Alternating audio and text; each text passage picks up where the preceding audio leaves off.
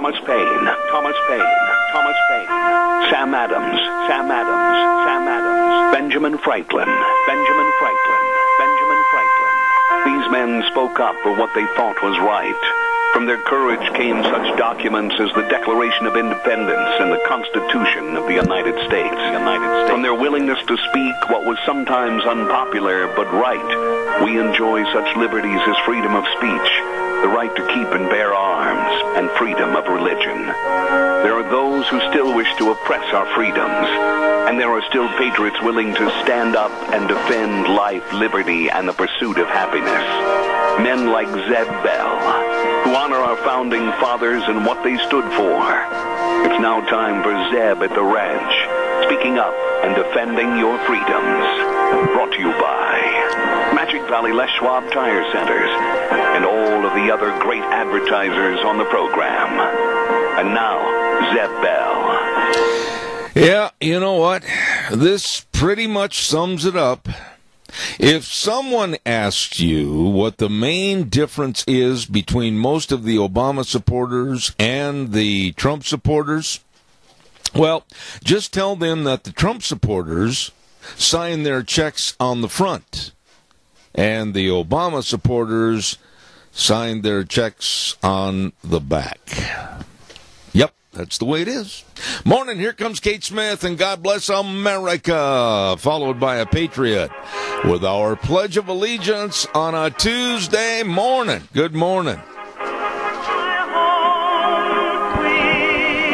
Oh, good morning, and welcome to Zeb at the Ranch. I'm Zeb Bell with our major sponsor, your Magic Valley Les Schwab Tire Centers. All 7 locations serving you, in a great big tire sale for spring going on. And, of course, some of our great advertisers like Western Waste Services, always at your disposal. Get on the route service, 734-6969. Right now, let's have a real staunch conservative, Republican, I don't care if they're Democrat, give us the Pledge of Allegiance. Good morning. Hi, Zeb. Oh, my goodness. A voice from the past. Abby, how are you? Good, how are you? Well, you're just doing great, I hope. I mean, I understand from your dad that you're getting up there in age. You're getting old, I heard. I guess. How old are you now, Abby? I know that's rude to ask, but I remember when you were, 7 or 8 starting to call in. How old are you now? I'm 13. Oh, my. Are you putting gray hair in my mustache? Well, you do such a wonderful job with the pledge. Would you go ahead, please? I pledge allegiance to the flag of the United States of America and to the republic for which it stands, one nation, under God, indivisible, with liberty and justice for all. Someday, if you could make it to Lunch Bunch, I would love to have you sit right next to Deanne and I and tell us what's going on, okay? Okay. God bless you. Thanks so much for calling. Anytime. All right, thank you.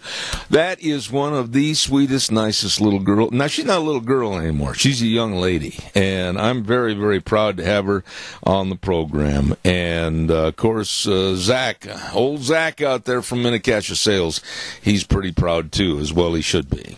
It's time for the weather, and the weather brought to you by Ramsey Heating and Electric and Lennox, offering rebates on qualified Lennox home comfort systems. Whether it's a gas furnace, an air conditioner, or a heat pump, you and your family will enjoy the comfort. Call them at 678-0459 and learn how Ramsey Heating and Electric and Lennox can save you money. Here's our weather.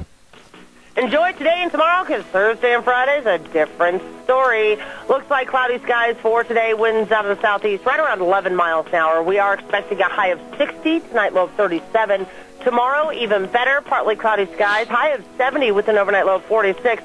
Looks like we're going to have a little bit of a storm front moving in on Thursday and Friday. Winds are picking up to about 20 miles an hour out of the west both days, and 50% chance of rain showers is what we're expecting. High of 53 for Thursday, overnight low of 37, and for Friday, rain showers high of 49 with an overnight low of 31. Maybe for Saturday, mostly sunny skies and backing up to about 57. That is your weather for Zep at the Ranch. Oh, my goodness. Brought to you by Ramsey Heating and Electric and Lennox. Thank you very much. Well, here we go, folks. We've got a full plate today, and we're going to start things off in just a few minutes, and I'm going to make a certain segment of our audience very upset, and I think rightfully so. Don't forget, on Thursday, the Burley Livestock Sale Yard, 1100 Occidental Avenue in Burley, with Merv May, Cade Rogge, Lance Udy, the sale that works for you. I'm telling you what, for cattle consignments and sale information, give them a call at 678-9411. They are the best. Burley Livestock Sale Yard, Sale Thursday. It is the sale that works for you. Be there. Also want to remind you about our dear friends at Daryl's Cleaners. I just absolutely thank them for their involvement on our program for the many, many years, and appreciate everything they do. And I'm not bragging when I say this. It's true. You can take your rumpliest, crumpliest clothes in there, and when they're finished with them, they come out looking brand new. You're going to go, holy smokes, I didn't know I bought a shirt like that. Well, I'll tell you what, they are great, and they do a real job of restoration of older items, kind of antique items. Woo, they can do anything. And don't forget gift cards for those in your family. Maybe a gift card would help somebody have a real happy birthday or whatever. Daryl's Cleaners, 1223 Albion Avenue in Burley. You stop in and see them today.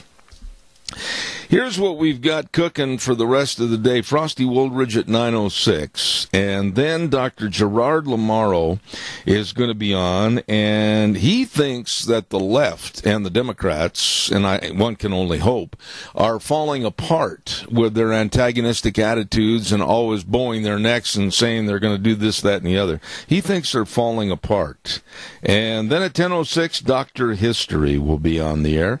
Followed then at 10:32, the president of the Energy and Environment Legal Institute, Craig Richardson, is going to be on our program. So don't miss it. Good program today.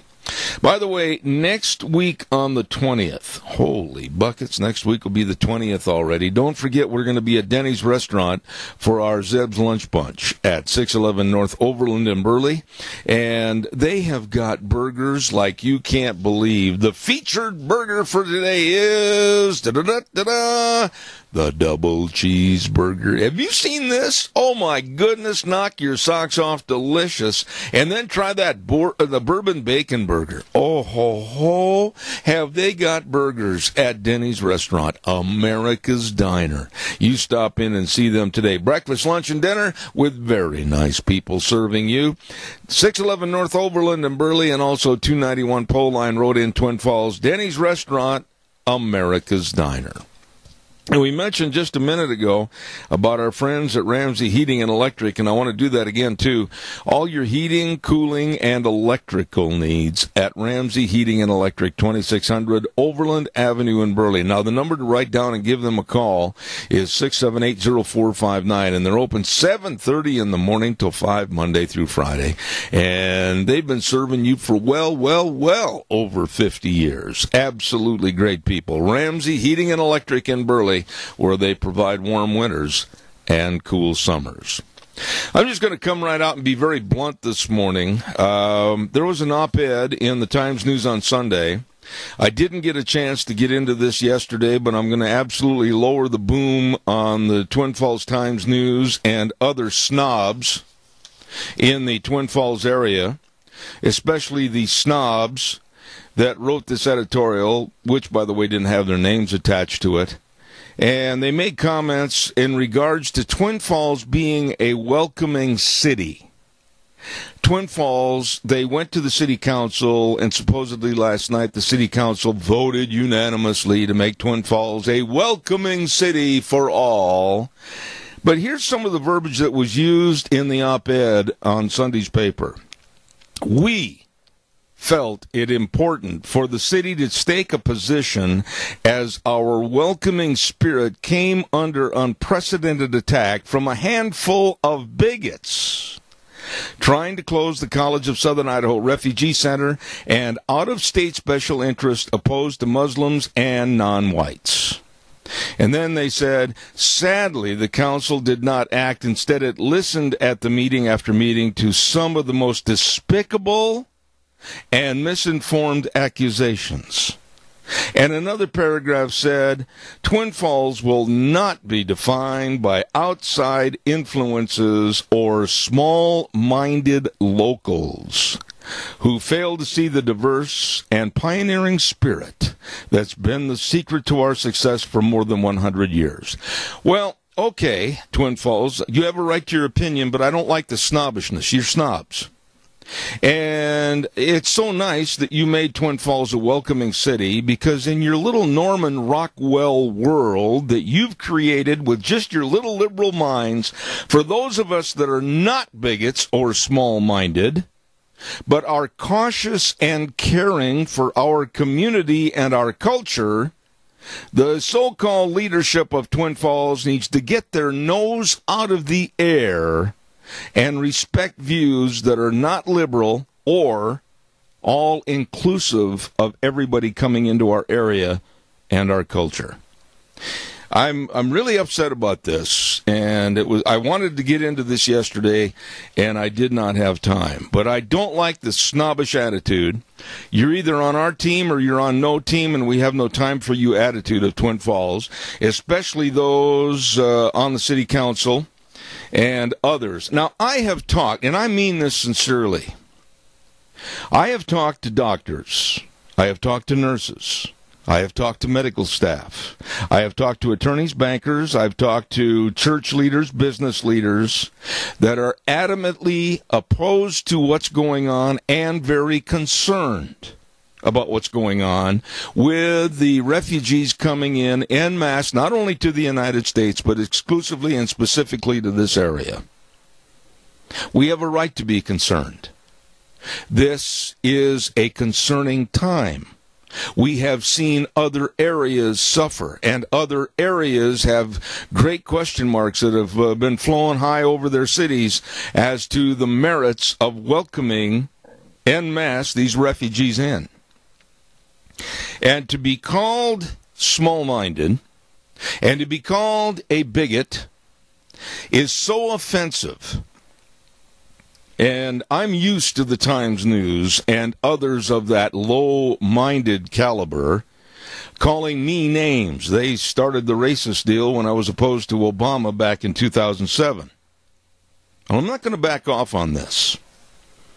I don't like the idea that some people, because they're very concerned about their community, some people are very concerned about their welfare and their well-being, are naturally lumped into a category of being small-minded and bigots. You should be too. Calls are welcome, 436. If you don't act on this or say something on this, then I'm going to have to come out and say that you must be complicit with the attitude that is being purveyed in Twin Falls. Caller, I'm going to be right with you, I promise. Don't go away. I want to remind everybody about Barry Equipment and Rental. 3 locations, South Lincoln and Jerome, and Addison Avenue West, Twin Falls, and West Highway 30 in Burley. They have all the equipment to get the job done right. Equipment rentals, retail equipment sales. They've got all the Bobcat excavators, the big Doosan loaders, and they've got the Walker mowers, 0% interest for 48 months, and you can mow like the pros. Barry Equipment and Rental, Jerome, Twin Falls, and 159 West Highway 30. Barry Equipment and Rental. Caller, good morning. You're on the air. Good morning, sir. Do you agree or disagree with me? I agree. It concerns me. And this is my opinion, and everybody's entitled to one, but the only reason the city of Twin Falls is doing this is for the almighty dollar. They are getting money, I'm sure, from the government, from a lot of associations, to bring these people in. And where is that money going? Can you tell me the merit? And, I'm going to lump this together in a large umbrella. And if you disagree with this or you have knowledge better than mine, go right ahead and condemn me for my statement. But I don't like the way our culture is being chopped up and thrown away. I don't like the way other cultures are coming in and expecting, there's the key word, to take over with their culture still being alive and vibrant. I don't like the idea that we're basically on the hook financially for these people coming in here. And I don't like the idea that a welcoming city of Twin Falls and their city council, who absolutely leave me desperate for kind words, thinks that all people that are opposed to them are small-minded and bigots. Doug, that really offends me. It offends me, too. It should offend everybody out there. I mean, yes, we are a nation of immigrants, but the immigrants that come in and built this nation wanted to be Americans. They waited at Ellis Island. They went through the process to become Americans.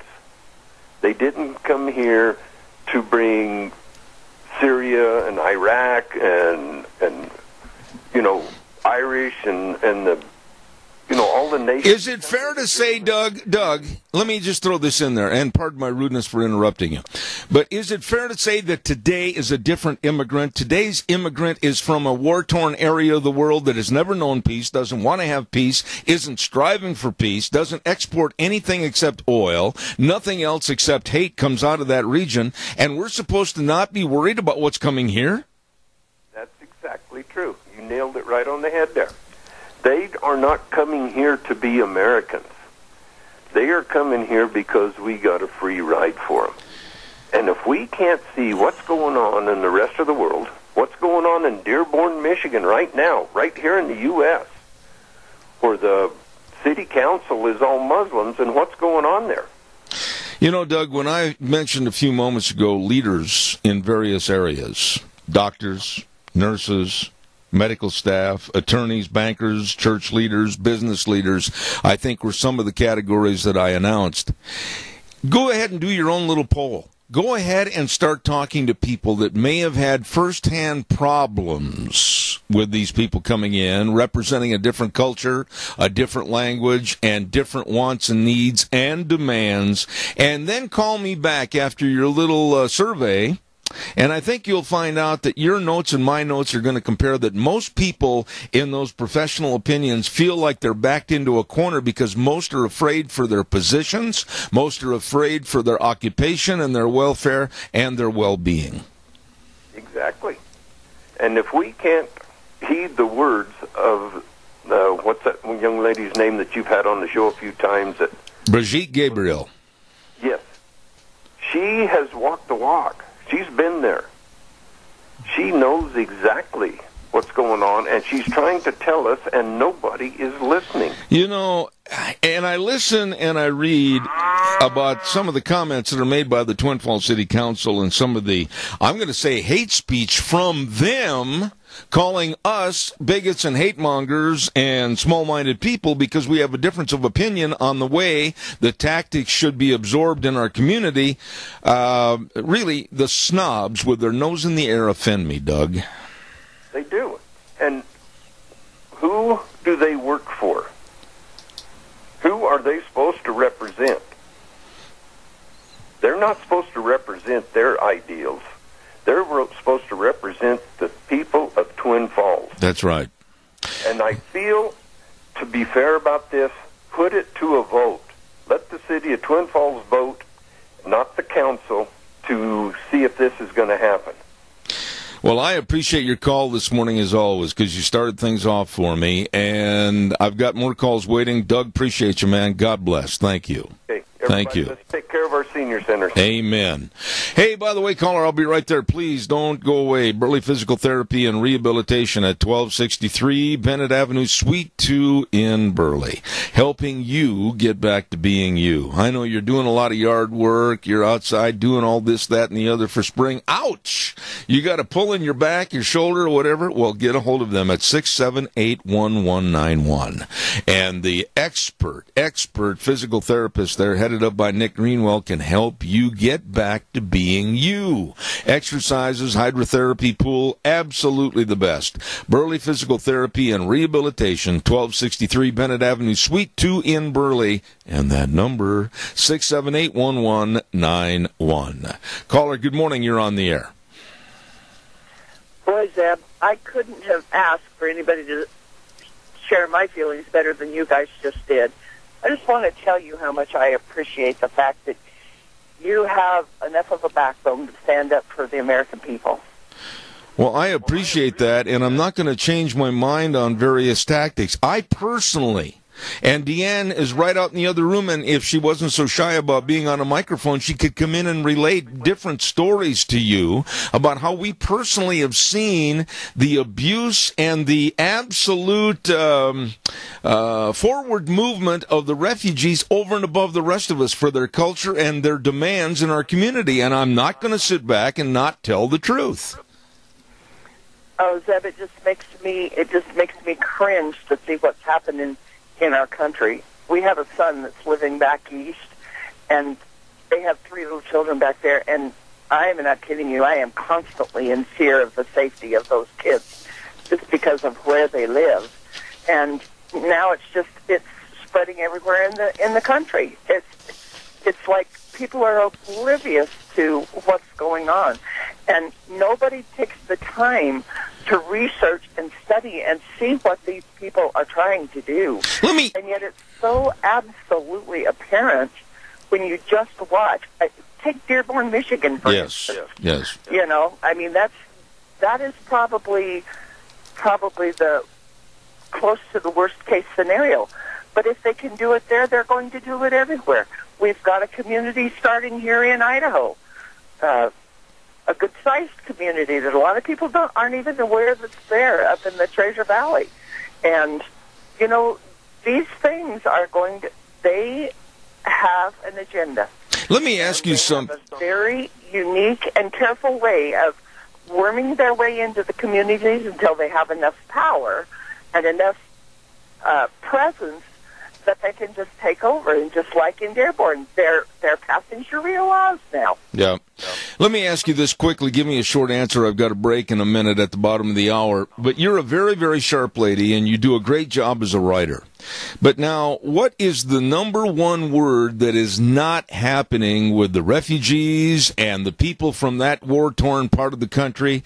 And I'll tell you the word, and then I want you to elaborate on it quickly. The word is assimilation. Assimilation into our culture, our language, our business, our schools, etc. There isn't the assimilation, and we're being forced to accept their culture and their values and goals. Yes, they have no intention of assimilating. They know what they're doing. They know how to do this. They've done it in France. They've done it in Germany. They've done it in England. They know what they're doing. They've tried to do it in Sweden. They know what they're doing. They come over here, and they come over here with the most humble, we just want to live in peace. We're a people of peace. And, some of them are. Some of them are good people, Steph. But that quote unquote religion is, and I don't believe it's the religion. I believe it's the philosophy. It's the ideology that is.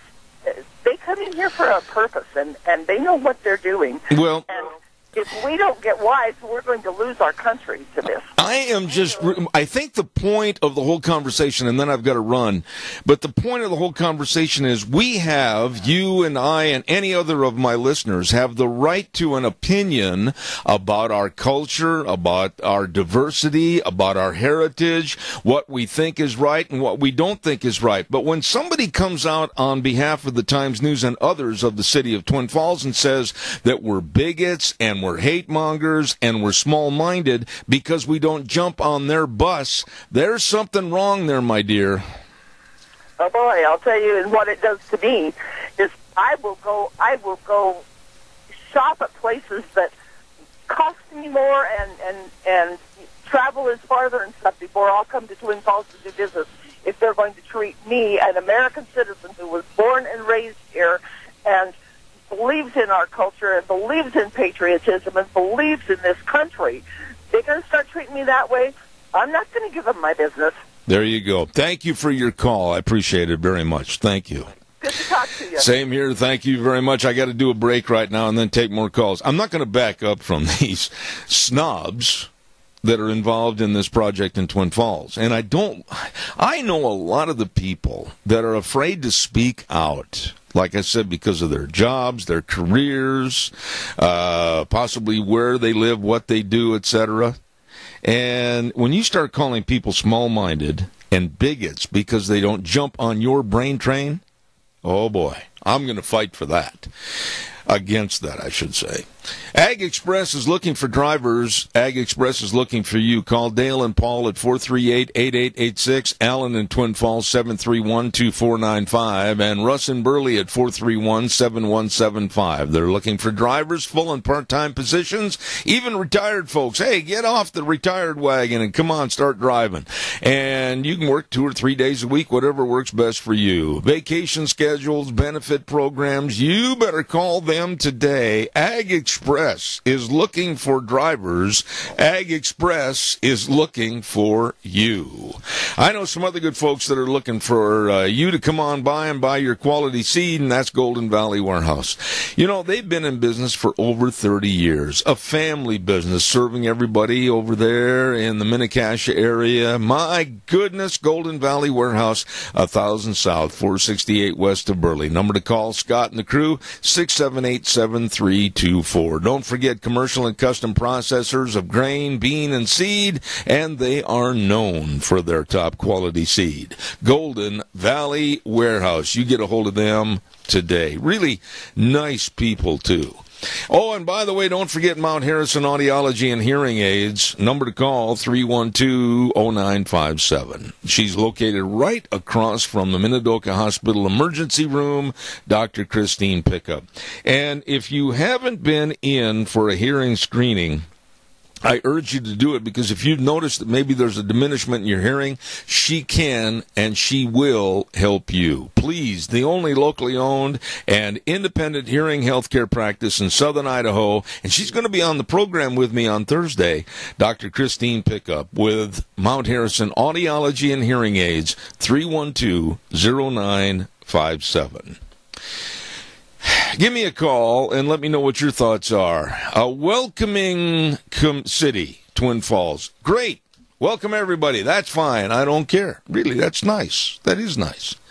But don't criticize people like myself and others that are really concerned about the refugees coming in here and the providing of housing and food and transportation and education and translators, and really saying that, oh, we love the diversity and culture.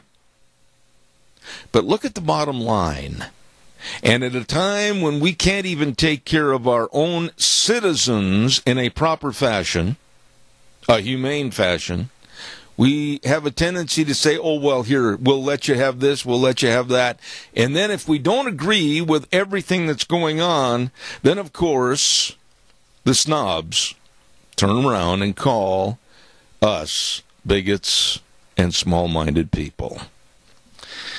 Calls are welcome, 436-2244, 1-866-927-4587. I mentioned Mini-Cassia sales a little bit ago. Well, I tell you what, don't forget, listen at 10:06 this morning, because our dear friend Dr. History will be here, brought to you by Mini-Cassia Sales. We'll tell you more about that later on. Thursday, excuse me, Thursday is not choking day, but Thursday is going to be the Southern Idaho Women's Expo, and it's sponsored by the Mini-Cassia Chamber of Commerce, Idaho Central Credit Union, and Idaho Housing and Finance. It's going to be this Thursday, the 13th at 9 o'clock at the Best Western Burley Inn. Get your tickets early. They're cheaper. Yes, $20 in advance, $30 at the door. Great speakers, lots and lots of booths represented by various businesses. What a deal. What a day. At Southern Idaho Women's Expo this Thursday, the 13th, at the Burley Best Western Inn. All right, calls are welcome, 436-2244, 1-866-927-4587. Caller, good morning. You're on the air. Morning, Zeb. It's Earl. Yes, sir. This nation was made up of stand-up fathers. who stood up for something. These refugees and this influx that's coming in here should be staying in their own nations and being stand-up fathers to their children there and to their country. And that I feel this would eliminate this whole darn problem. Well, I don't know about the elimination of the problem, Earl, but I'll tell you this much. I know a lot of the refugees would much rather have a safe zone in their own country to stay there. The vetting process has been very, very limited, quite shy of 100% being valuable. And we don't know really who, what, or where all these refugees are. The cost is enormous to the American taxpayer. Don't let anybody tell you any different, because that would be a lie. And the difference of diversity and culture and the denouncing and tearing apart of our own culture and heritage is what I'm worried about. Well, myself too, and they they need to stand up for their own nations and be fathers to their children and to their nation wherever they come from, and should stay in their countries where they originally come from. And this is just weak. This whole scenario is just weakening the world as it is, or as it was. Well, I don't know if it's weakening the world, but I'll tell you this much. I've seen the effects of what's going on in Europe. I've seen the effects of what happened in Germany, especially, and also the UK. And if we want that kind of divisiveness and that shredding apart of our values and heritage, we're in trouble, Earl. I agree with you full-heartedly.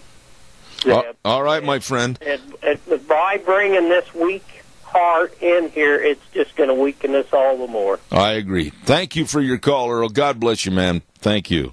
Thank you. Caller number 2, I'll be right there. Stand by. Don't go away. Autumn Haven Assisted Living Center, 924 Christian Way in Rupert, 436-3200.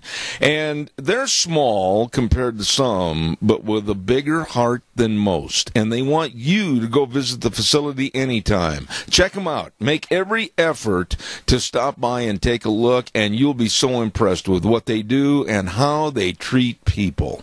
Autumn Haven Assisted Living Center, 924 Christian Way in Rupert. The number to call, please call, and you can stop by anytime and see them and visit with them for your loved ones. 924 Christian Way in Rupert, 436-3200. Autumn Haven Assisted Living Center. Caller, thank you for your patience. Go ahead, please. Hi. I was watching Sunday night on national television, and somebody was interviewing the owner of Chobani, and, you know, he speaks English very well. He's very personable. He comes across as being an example of a good citizen, and he really got the accolades for having the biggest yogurt facility in the whole United States, anyway, in Twin Falls, Idaho. And if we have a story to tell about what's going on in Twin Falls, he just made us tattletellers look bad. Because that's kind of what he's just so jovial. He speaks English so well. He's got everything under control. They applauded him for the biggest yogurt facility in the United States, anyway. And I don't know how you're going to get anybody's ear. I mean, you've got mine and the people that listen to you, but that guy is a PR man. Oh, but wait a minute. A PR man, great. I don't even want to get into, quite frankly, him, his yogurt company, or whatever. I found it very concerning and very segregational, if you will, that he'd made the comment back in New York one time where he wanted to hire only 300 more Muslim refugees, which sounds very segregated to me. But let's just talk about the overall coming into this area. Is it wrong to be very wary and very careful about who's coming in and why? Is it wrong to be worried about the expenses of money going to people coming into this area when we can't take care of many that live here and reside here now?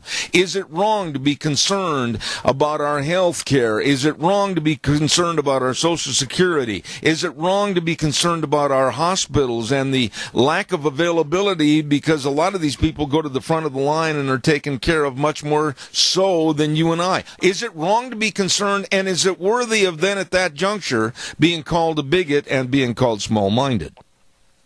Well, no, it is not wrong. But the problem is, we who feel strongly about this, and I think that I'm married to a man whose family immigrated from some other country, and he's a wonderful, responsible Christian man, and they came here so they could be Christians. But it is kind of on the people of America. We used to be so careful about people coming in. Didn't they have to stop at Ellis Island, every one of them, and go through quarantine before they could come in? Yeah, and the questions, Chris. Had to stop in San Francisco. Well, Chris, and the questions and the, if you will, use the word vetting process over the many, many years of immigrants coming into Ellis Island, it was very tough. It was very tough, and it was rough to get through in some instances, whereas now if we ask those questions, yep, you guessed it, we're a bigot and small-minded. Well, and I think that possibly the locomotives might be starting to turn a little bit. I hope the current administration sees with clear eyes. I can only hope and it has to start at the top. I agree, but I don't like the fact that, especially in the land of snobs in Twin Falls, that automatically if you have a difference of opinion or difference of concerns, you are labeled as a bigot and small-minded. I think you'll agree with me that that just shows the opposite is true for the entirety of that city council, etc. They are the bigots and the snobs. Well, and I don't know what Twin Falls is going to do about it, but they need to start changing the people in leadership. I've said that for a long time. Chris, you're always welcome. Thank you. God bless you for your call. Thank you so much. Bye. Hey, I know some folks you got to go see. Don't let your machine sit there while you're waiting for a part to come in. Go to Kelly's Bearing Supply. Hello, Kelly Bearing Supply at 1407 East Main in Burley. They keep everything on hand so you don't have to waste your time or money. They got bearings, chains, brackets. They know where you need to get your stuff to keep your machines running. Right there at Kelly's Bearing Supply. You'll know where you're at when you get your bearings at Kelly's. I love that. Stop by to see Zach or Brett, the bearing specialist, today at 1407 East Main in Burley. Oh, those are good folks over there. They do a lot on this program, and we really appreciate them. By the way, calls are welcome. Don't forget, too, Ramsey Heating and Electric offering rebates on qualified Lennox home comfort systems, whether it's a gas furnace, air conditioner, or a heat pump. All you have to do is call Ramsey Heating and Electric, 678-0459, and learn how Ramsey Heating and Electric and Lennox can save you money. Good morning, caller. You're on the air. Good morning, Zeb. Yes, sir. When they were promoting gay marriage, Twin Falls paper, and I got on the phone and I wanted to talk to the editor, and he says, a little ways in the argument, I told him anybody, any common sense whatsoever would know that men were not to be married to men, or likewise with women. And he says, boy, all I got to say is you sure haven't been around much. Yeah. I thought, he's calling me naive.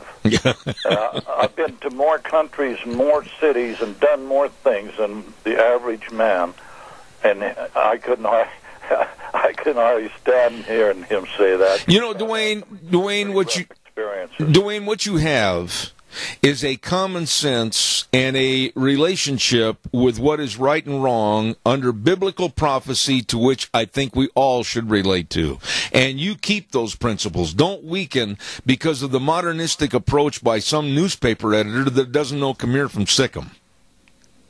Well, now Dearborn, I was in a restaurant in Dearborn. There was 5 of us. My son took us over there and then went out to dinner to have some of their food, whatever they, to taste some of their food.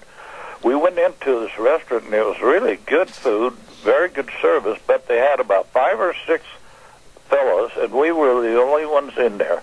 And there's about 5 or 6 fellows standing by the kitchen, and they just glared at us. And you could tell they were not friendly people.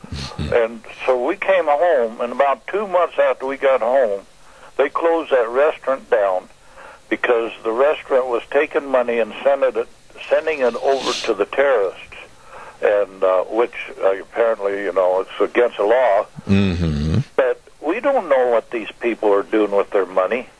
Here they are over here enjoying all the goodies and getting food stamps and what have you, and then they take their money and send it over to wherever. Yeah, I agree. Dwayne, I'm running late, but I'm so glad you called. It's good to hear your voice again. My dear friend, God bless you. Call again, please. Thank you, sir. Caller number 2, I'll be right there. Stand by. I got to do a real quick weather forecast. I'll be right with you. Riverview Urgent Care and Medical Center, 382 North Overland in Burley. Twin Falls Urgent Care, 2392 Addison Avenue East in Twin Falls. And Jerome Urgent Care, 133 West Avenue A in Jerome. Minor emergencies, major care. Don't forget, please stop in, whether you got a cut, a scrape, a sprain, or a strain. They are ready for you because minor emergencies, major care. And by the way, too, Kyle James told me this, the deadline for the 2017 Dennis James Memorial Scholarships approaching this week, and they can either call the Burley Clinic or go to the webpage for more information, scholarship information. Right now, here's Gina with the weather. Enjoy today and tomorrow because Thursday and Friday is a different story. Looks like cloudy skies for today. Winds out of the southeast right around 11 miles an hour. We are expecting a high of 60, tonight low of 37. Tomorrow, even better, partly cloudy skies, high of 70 with an overnight low of 46. Looks like we're going to have a little bit of a storm front moving in on Thursday and Friday. Winds are picking up to about 20 miles an hour out of west both days, and 50% chance of rain showers is what we're expecting. High of 53 for Thursday, overnight low of 37, and for Friday, rain showers, high of 49 with an overnight low of 31. Maybe for Saturday, mostly sunny skies, and backing up to about 57. That is your weather for Zep at the Ranch. Brought to you by Riverview Urgent Care in Burley, and also Twin Falls Urgent Care in Twin, Jerome Urgent Care in Jerome. And it's true. The doctor will see you now, not in 4 or 5 days. Minor emergency, major care. Caller, thank you for your patience. Go ahead, please. Well, good morning, Zep. How are you? I am good. Go ahead, please. Okay, so we're talking about immigration this morning, and it's interesting because I've done quite a bit of studying on this, and one thing that America could do as far as helping is actually helping people live in their own countries. And my daughter just did a report on this at Utah State, and there's actually a video on YouTube that could blow everybody's minds if they would go and watch it. And all you have to do on YouTube is type in immigration and gumballs. And there's a man talking there about how devastating immigration is actually to America, and that America thinks that it's making a difference when it lets 1 million people immigrate here, but that population is quickly filled back up with just births in less fortunate countries. Most people in really impoverished countries make about less than $2 a day, and those people would never have the resources to come here to America. So when we let these immigrants come in, they're actually the more well-educated and more well-off, and so we actually deplete those foreign countries of people that could actually lift where they stand. And so America is not making a difference by helping million people here, 2 million people here, what that does is just ruin our own economy because we cannot support them. They don't want to assimilate. They don't want to become Americans. And I heard you talking about Ellis Island a little while ago. My grandfather came through Ellis Island as an Italian, but you had to be healthy. Absolutely. Family in Italy and had to earn the money to bring them here. And then later on his documents, it says that he became a naturalized citizen.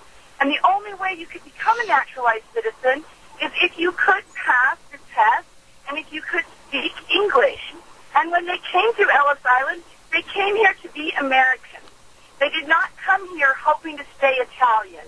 Absolutely. And so it's a completely different thing. And so when people say that America was the melting pot and immigrants were coming here, that is true. But they came here to be Americans.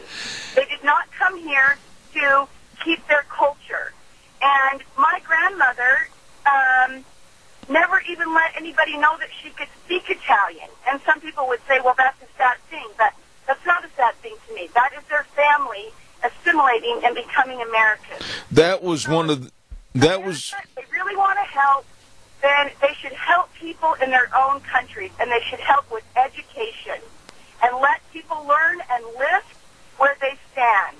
And as we saw on CNN, that man from Syria, when he said, I don't want to come to America. I don't want to be a refugee. Help me in my own country. And so we need to stop thinking that we're helping by bringing 1 million people. It does not make a difference in the world. It only weakens America and weakens the country that they come from. So that's my 2 cents on that. No, I'm going to give you more than 2 cents. That's worth a $100 bill right there. You absolutely were very, very defined on how you put your point across. It was well stated. Please call me again. I enjoyed the visit. Thank you so much. All right. Thank you so much. Thank you.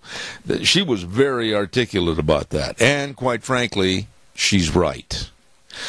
Calls are welcome, 436-2244, 1-866-927-4587. You know, this story, I want to just touch on this briefly, but I saw a video yesterday about a 69-year-old doctor, being dragged unconscious off of an airplane, a United Airlines jet. You know why? You know what his crime was? You know what he did wrong? He bought a seat and was sitting in the seat.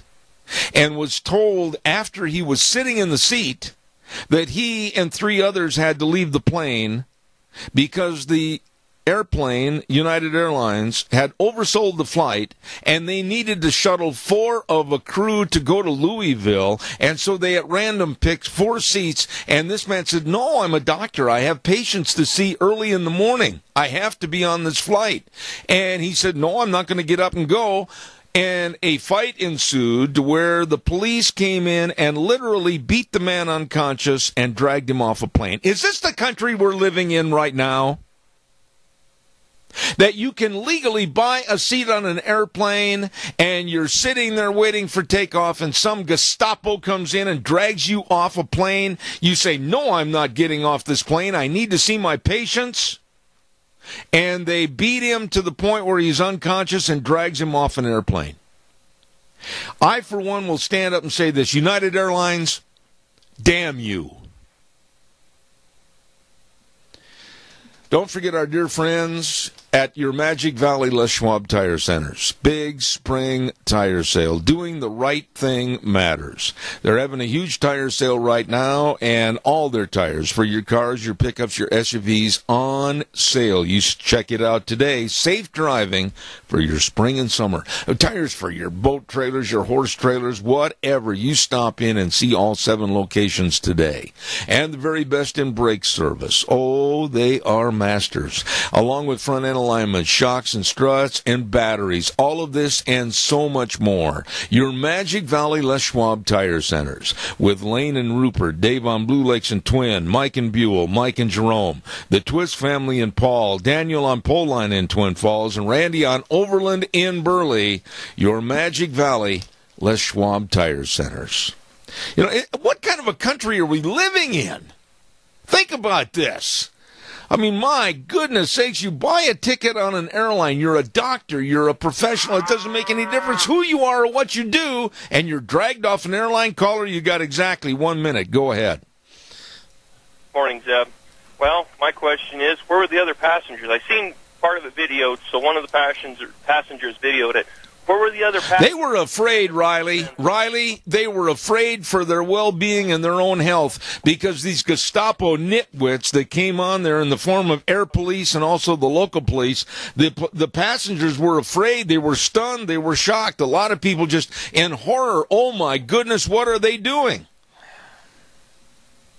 Yeah, I think Gestapo's the best way to put it. I don't agree with it at all. They should have thought their own way through it instead of trying to kick people out who paid for their seat. Oh, I'll tell you what, I hope United Airlines is sued out of existence over this. This is the most inhumane, most ridiculous Gestapo way of treating people I've ever seen. When this is all done and said, he should be owning at least one of their airplanes, I think. He's a private jet. Riley, I agree with you, buddy. I got to run to the news. Thank you for calling. Appreciate it. Thank you. This is just insane what's going on in our country. And the snobs and the elite, they're in control, and they look down their wire-rimmed glasses at us and go, oh, knave, go away, don't bother me. Yeah, right. Anyhow, calls be welcome next hour. Frosty Wooldridge coming up. I've got to run to the news. CBS is next. Wheels, take it away, buddy. Thanks. Oh, my goodness. Good morning, and welcome back. Hour number 2. Zeb at the Ranch, and, of course, I'm Zeb Bell with our major sponsor, your Magic Valley. Les Schwab Tire Centers, all 7 locations serving you. Great big spring tire sale going on right now. And also some great advertisers like Western Way Services. From the canyons of the Snake River and all across southern Idaho, we're always at your disposal.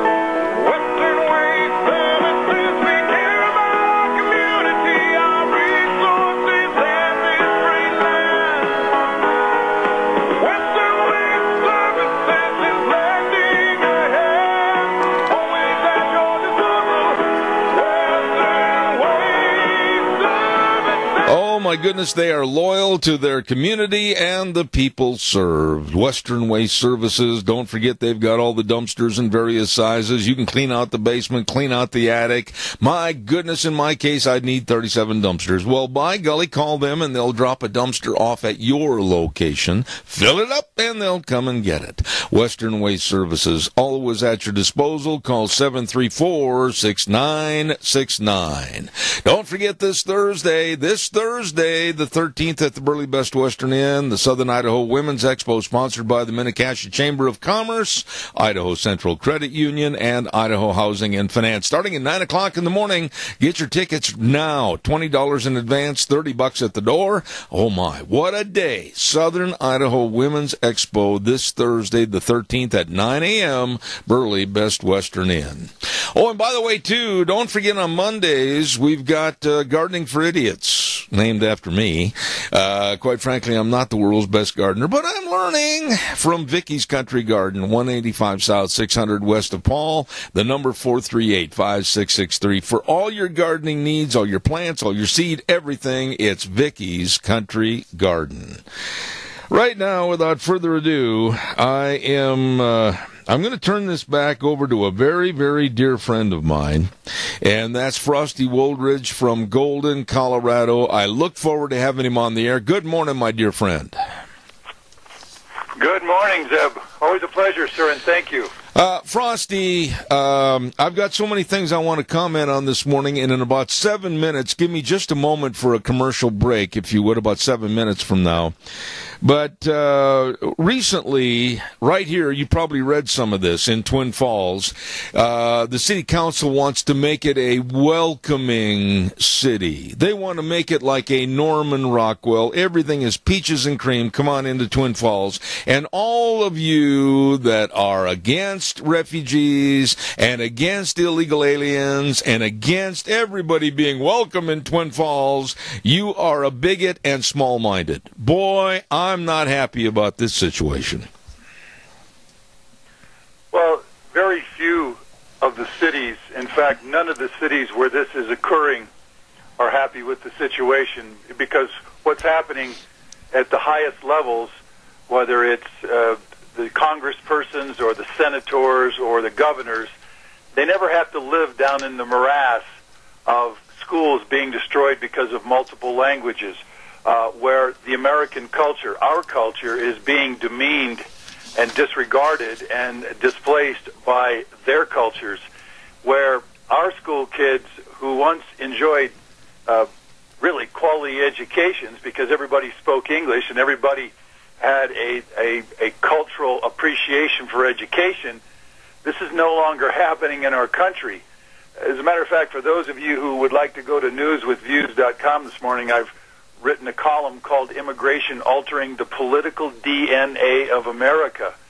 And when you think about these immigrants, one just this week in Minnesota was sworn in as a legislator there in the Minneapolis area, where you now have over 125,000 Somali immigrants. Well, of course, they're going to vote for a Somali immigrant for a representative, and that person swore in on the Koran. Yeah. And the Koran, of course, is diametrically opposed to the U.S. Constitution. In fact, the Koran will do everything it can to displace the U.S. Constitution and replace it with Sharia law. That's the prime directive of all Muslims, whether they're moderate and or whether they are radical. And I've said many times that a radical Muslim is a snake, and the moderate Muslim is the grass that he slithers around in. And that's really the facts that we're facing.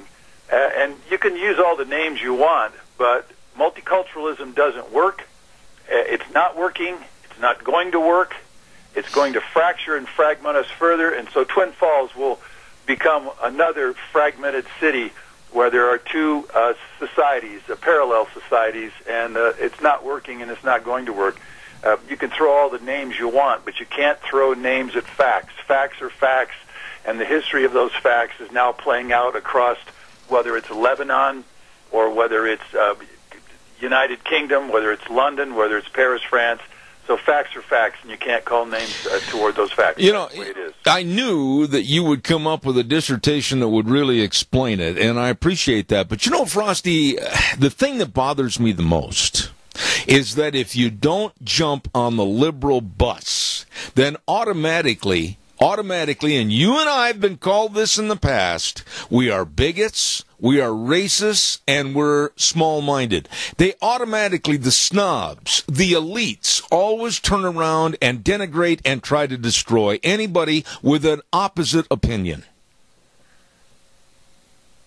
They're not going to succeed with you or me because we have a valid understanding, and from that understanding and experience, especially with my travel experience for the last 45 years around the world, having seen all of this up close and personal, you can't keep hurling names. In fact, there was a big piece that's on Facebook right now about a bunch of Hispanics down there in Los Angeles saying that they do not want a sanctuary city, and they said we're sick and tired of all these illegals coming in and taking over our schools and changing our language and everything that goes with it.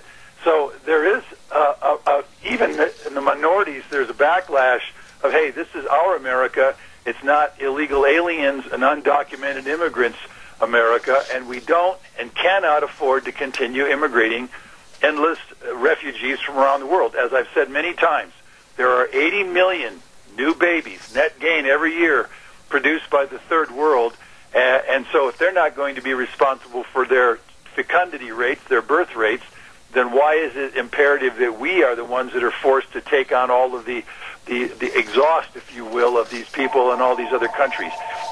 I don't care. You cannot call names to facts again and the realities that we face. You know, I want to get into another story about a federal judge in Texas. And boy, if there's anybody qualified to respond to this story, you are. Stand by just a moment. I'll be right with you. Don't forget Autumn Haven Assisted Living Center at 924 Christian Way in Rupert. Their number to call, and go visit anytime. Check them out. 436-3200. Beautiful patio area in the backyard for summertime barbecues. And they take all the residents to all the various community events. They make every effort to make Autumn Haven the best place. Autumn Haven Assisted Living Center, 924 Christian Way in Rupert. They're small compared to some, but with a bigger heart than most. And when we talk about people serving people and animals, we have to talk about Ark Animal Hospital at 750 21st Street in Hayburn. Number to call, 678-1177. They do have warm hearts for cold noses. Dr. Bill, Dr. Liz, the rest of the staff serving mixed animal practice, meaning big or small. They love them and take care of them all. Put this number down and call if you need assistance with your livestock or pets. 678-1177. Ark Animal Hospital in Hayburn, serving you. Frosty, I was absolutely, I guess, teed off to think that a federal judge would say that the Texas voter ID law intentionally discriminates against non-citizens and it is racist. I went through the roof. What are your thoughts? Well, again, you're seeing, like as I talk about in this piece on the political DNA of America being changed and totally displaced by convoluted thinking. Again, you sit here and you hear all of these whining stories and these crying people. First of all, my family's being separated. Well, that's just not true. You can go back to your family in Mexico or go back to your family in Sudan. You can go back to your family and reunite with it in your own country where you would be much more welcome and much more doing good things for your country. So when you have a judge like that, it's just convoluted thinking. It doesn't stand the test of reality. It doesn't stand the test of law and order. And what it does is it really turns into some kind of a mirage of reality. Because if somebody's here illegally, that means they've broken into our house. If you have a burglar breaks into your house, you have the right to call the authorities, or you have the right to shoot that thing, that intruder, or whatever. And the judge is not going to sit there and say, well, you're a racist because you shot him. You're defending your rights to your home. This is our home, the United States of America. We have the right to defend our home. We have the right to arrest all illegal aliens. We have the right to deport them back to their own countries. Those are the facts. Those are the realities. And those are in the U.S. Constitution and our laws. So this judge, once again, is somebody who is completely convoluted and really doesn't have any right to be on the bench because obviously his biases or his prejudices or his racism against the citizens of this country don't hold any water. Well, this woman, Nelva Gonzalez Ramos of Corpus Christi, she absolutely thinks that you should go to the balloting locations and not have to basically show any one of 7 forms of identification. Frosty, I am not offended at all when I go to vote in an election and somebody says, may I please see your ID? I'm proud that I'm there. I'm proud that I'm voting. I'm proud of who I am and what I represent, and I don't mind at all showing any ID. All the left wants, bottom line, is for a helter-skelter approach to where people of all walks of life and all countries can come in and belittle our form of government. Quick answer, do you agree or not? Totally agree. And again, it's convoluted thinking, Zeb, and it doesn't pass the reality test. And that's what we're facing. People that cannot and do not pass the reality test when it comes to the rule of law. Absolutely. We've got a caller with a question. Go ahead quickly, caller, please. Yes. My question is about anchor babies.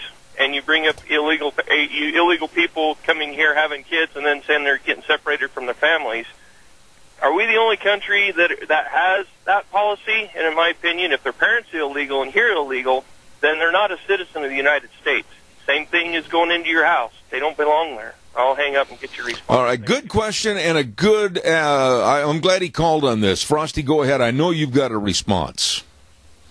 Yes, I've written about anchor babies at length, and the fact is that anchor babies are unlawful. Their parents are unlawful, and it's a misinterpretation of the 14th Amendment. The 14th Amendment guaranteed the children of slaves here in the United States back in 1865 to give them citizenship. There is a bill by Stephen King in Iowa right now, as H.R. 1968. I'm pretty sure that's the number of it, that really amends this thing and makes sure that there are no longer any ability to claim birthright citizenship by anchor baby mothers because it's unlawful in the first place. It's a misinterpretation of the 14th Amendment, and we've got to change it. Problem is that that's been in committee for over 5 years now, and I don't know why the Congress and the American people have not got jumped on this, because there's 350,000 anchor babies every year in this country. It's a birthright citizenship. They've got websites to provoke this and to facilitate it, and we're paying for it, folks. We're paying for K through 12 for education for that child. We're paying $2,000 a year per child for ESL courses. We're also paying for breakfasts and lunches for these poverty-stricken children. We're paying for medical. This misinterpretation of the 14th Amendment has got to go. It's got to be rescinded, because it is costing us billions and billions and billions of dollars and bringing people into our country who are poor, who are uneducated, who have no ability to function in this first world country and this society, and simply are leeching off the welfare systems. You know, Frosty, I want to talk to you on another related story. I know it doesn't have anything to do with immigration, but I absolutely was appalled, shocked, and really mad over the situation on that United Airlines plane where they literally subdued and knocked unconscious a 69-year-old doctor that refused to give up his seat because United Airlines had oversold the flight. I'm sure you're aware of this story. What are your comments? Well, I'm really aware of this story, and there are every kind of slant or rumor is being tossed across the airwaves. The fact that this doctor had lost his license back in 2005 because he was selling drugs for sex. So that's one of the stories.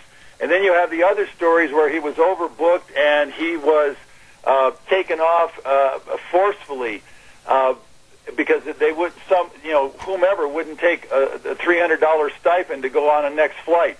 So to tell you the truth, there's so many rumors flying back and forth on this doctor being taken off that flight that I really don't know what the truth is, and so I really can't give any kind of a realistic thought on that, or even opinion on that. Well, I don't pay any attention to rumors. I only deal in fact. And I saw the video, and I'm just going off of the news story that was presented initially by AP and then other sources that I do trust. And I personally, about 7 years ago, had a story similar to this happen to me on a flight from Portland to Minneapolis-St. Paul, and they had overbooked the flight, and they said they were going to choose at random 5 seat numbers, and then those people would be booked on another flight. And my number was chosen. I absolutely refused. I said, no, I have a rodeo I have to get back to announce in the Minneapolis area. I'm not going to give up my seat. And they said, well, yeah, your number was called. That's the fair way to do it. And I said, no, I absolutely will not. And long story short, I did manage to stay on the flight, but the Gestapo tactics of their being oversold, and then the flying public has to pay and make amends for their goof-ups or their overselling, that doesn't cut it with me. Well, and I agree with you because I wouldn't have. I've got schedules to meet myself when I'm on an airplane, and I wouldn't give up my seat either.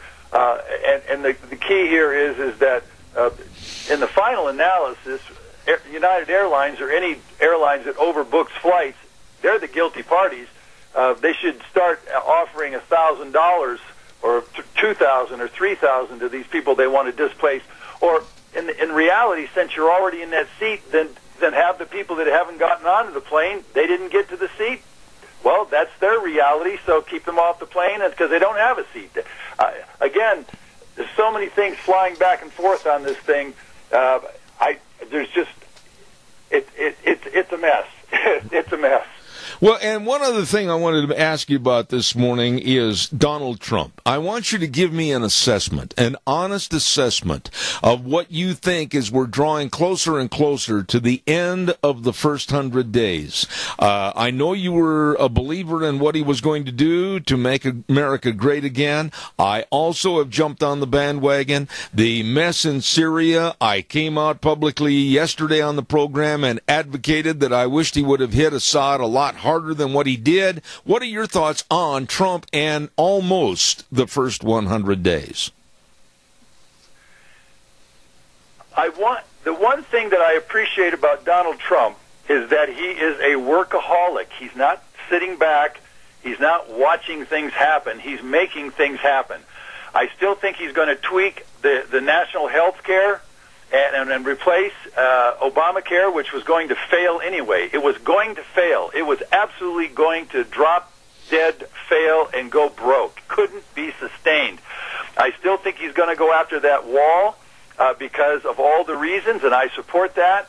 I think he's going after illegal aliens, and I support all that. Get them all deported, get them out of here, go after the employers of illegal aliens, and really start hammering what's going on in this country and stopping all of this illegality that has been put up with for over the last 30, 40 years now. And so for me, I'm a workaholic, so I know I'm going to get to the issue, and with the power I have, I will start applying the law, and I'll have my cabinet staff and all my top people like a Jeff Sessions go after and support the U.S. Constitution, and I think he's going to continue to do that. Donald Trump is nobody to fool with. You might call him names, you might get all upset, and everybody else is going and calling. They're doing all this stuff you hear on like CNN.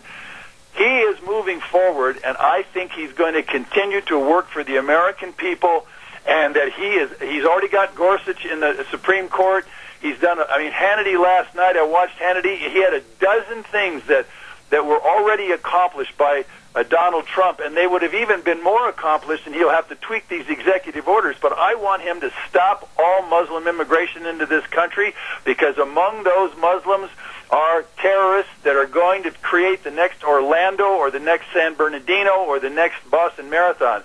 So I'm going to still stand with Donald Trump, knowing he's a workaholic, he's an American, he's working for our interests, and I think he is going to be a force to be reckoned with, and I am excited to see him continue with the next 100 days, because I know he's going to be working for America and America's interests. You know, and Frosty, I might kind of dovetail in here some comments that you and I had on a private phone call about Martin Moyer and Twilight in America and all these jihadi camps that have been set up and established around the United States, and the absolute naivete of the American public and our politicians not doing, saying, or observing anything that's going on, whether it's in New York State, whether it's in Oregon, whether it's in Texas, etc.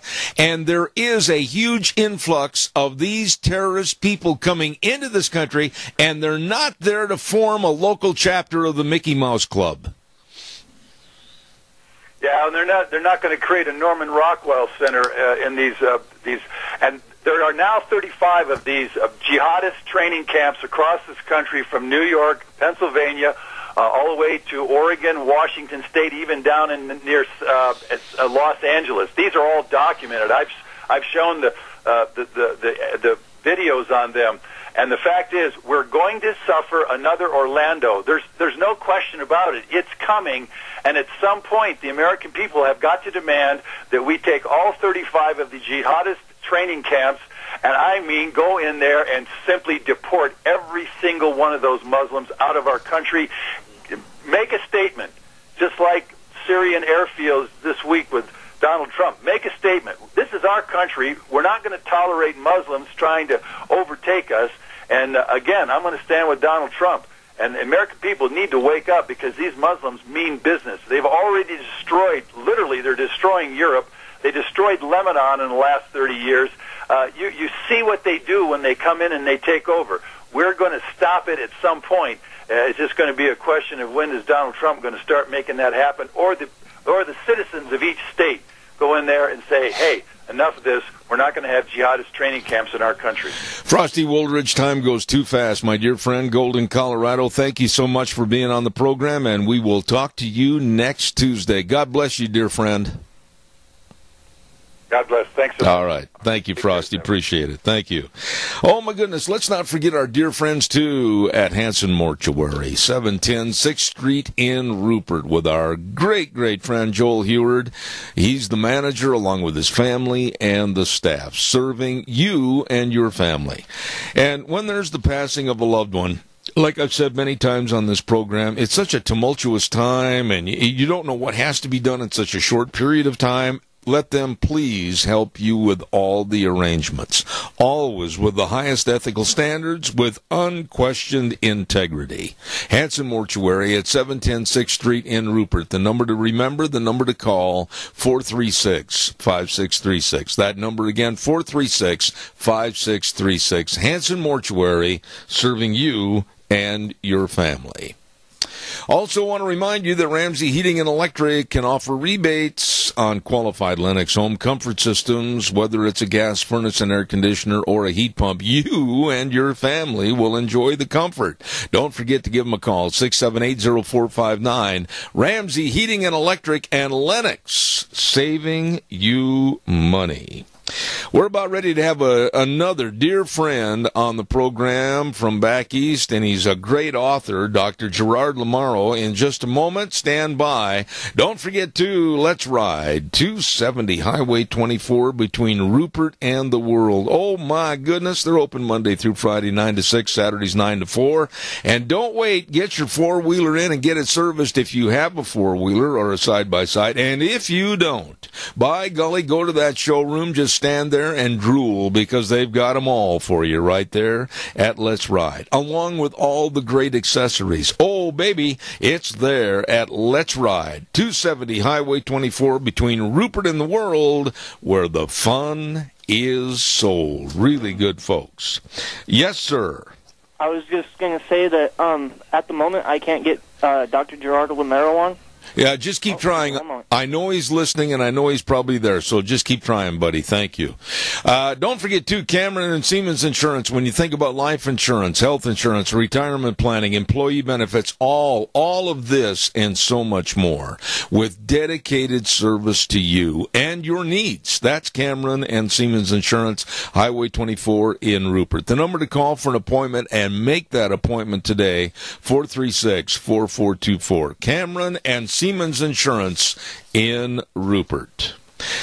I had this next gentleman on my program about, maybe a year or so ago, and he had written a book called Great News for America. And he's a great author, conservative man that I really respect his opinions, and I'm fortunate to have him back on my program this morning.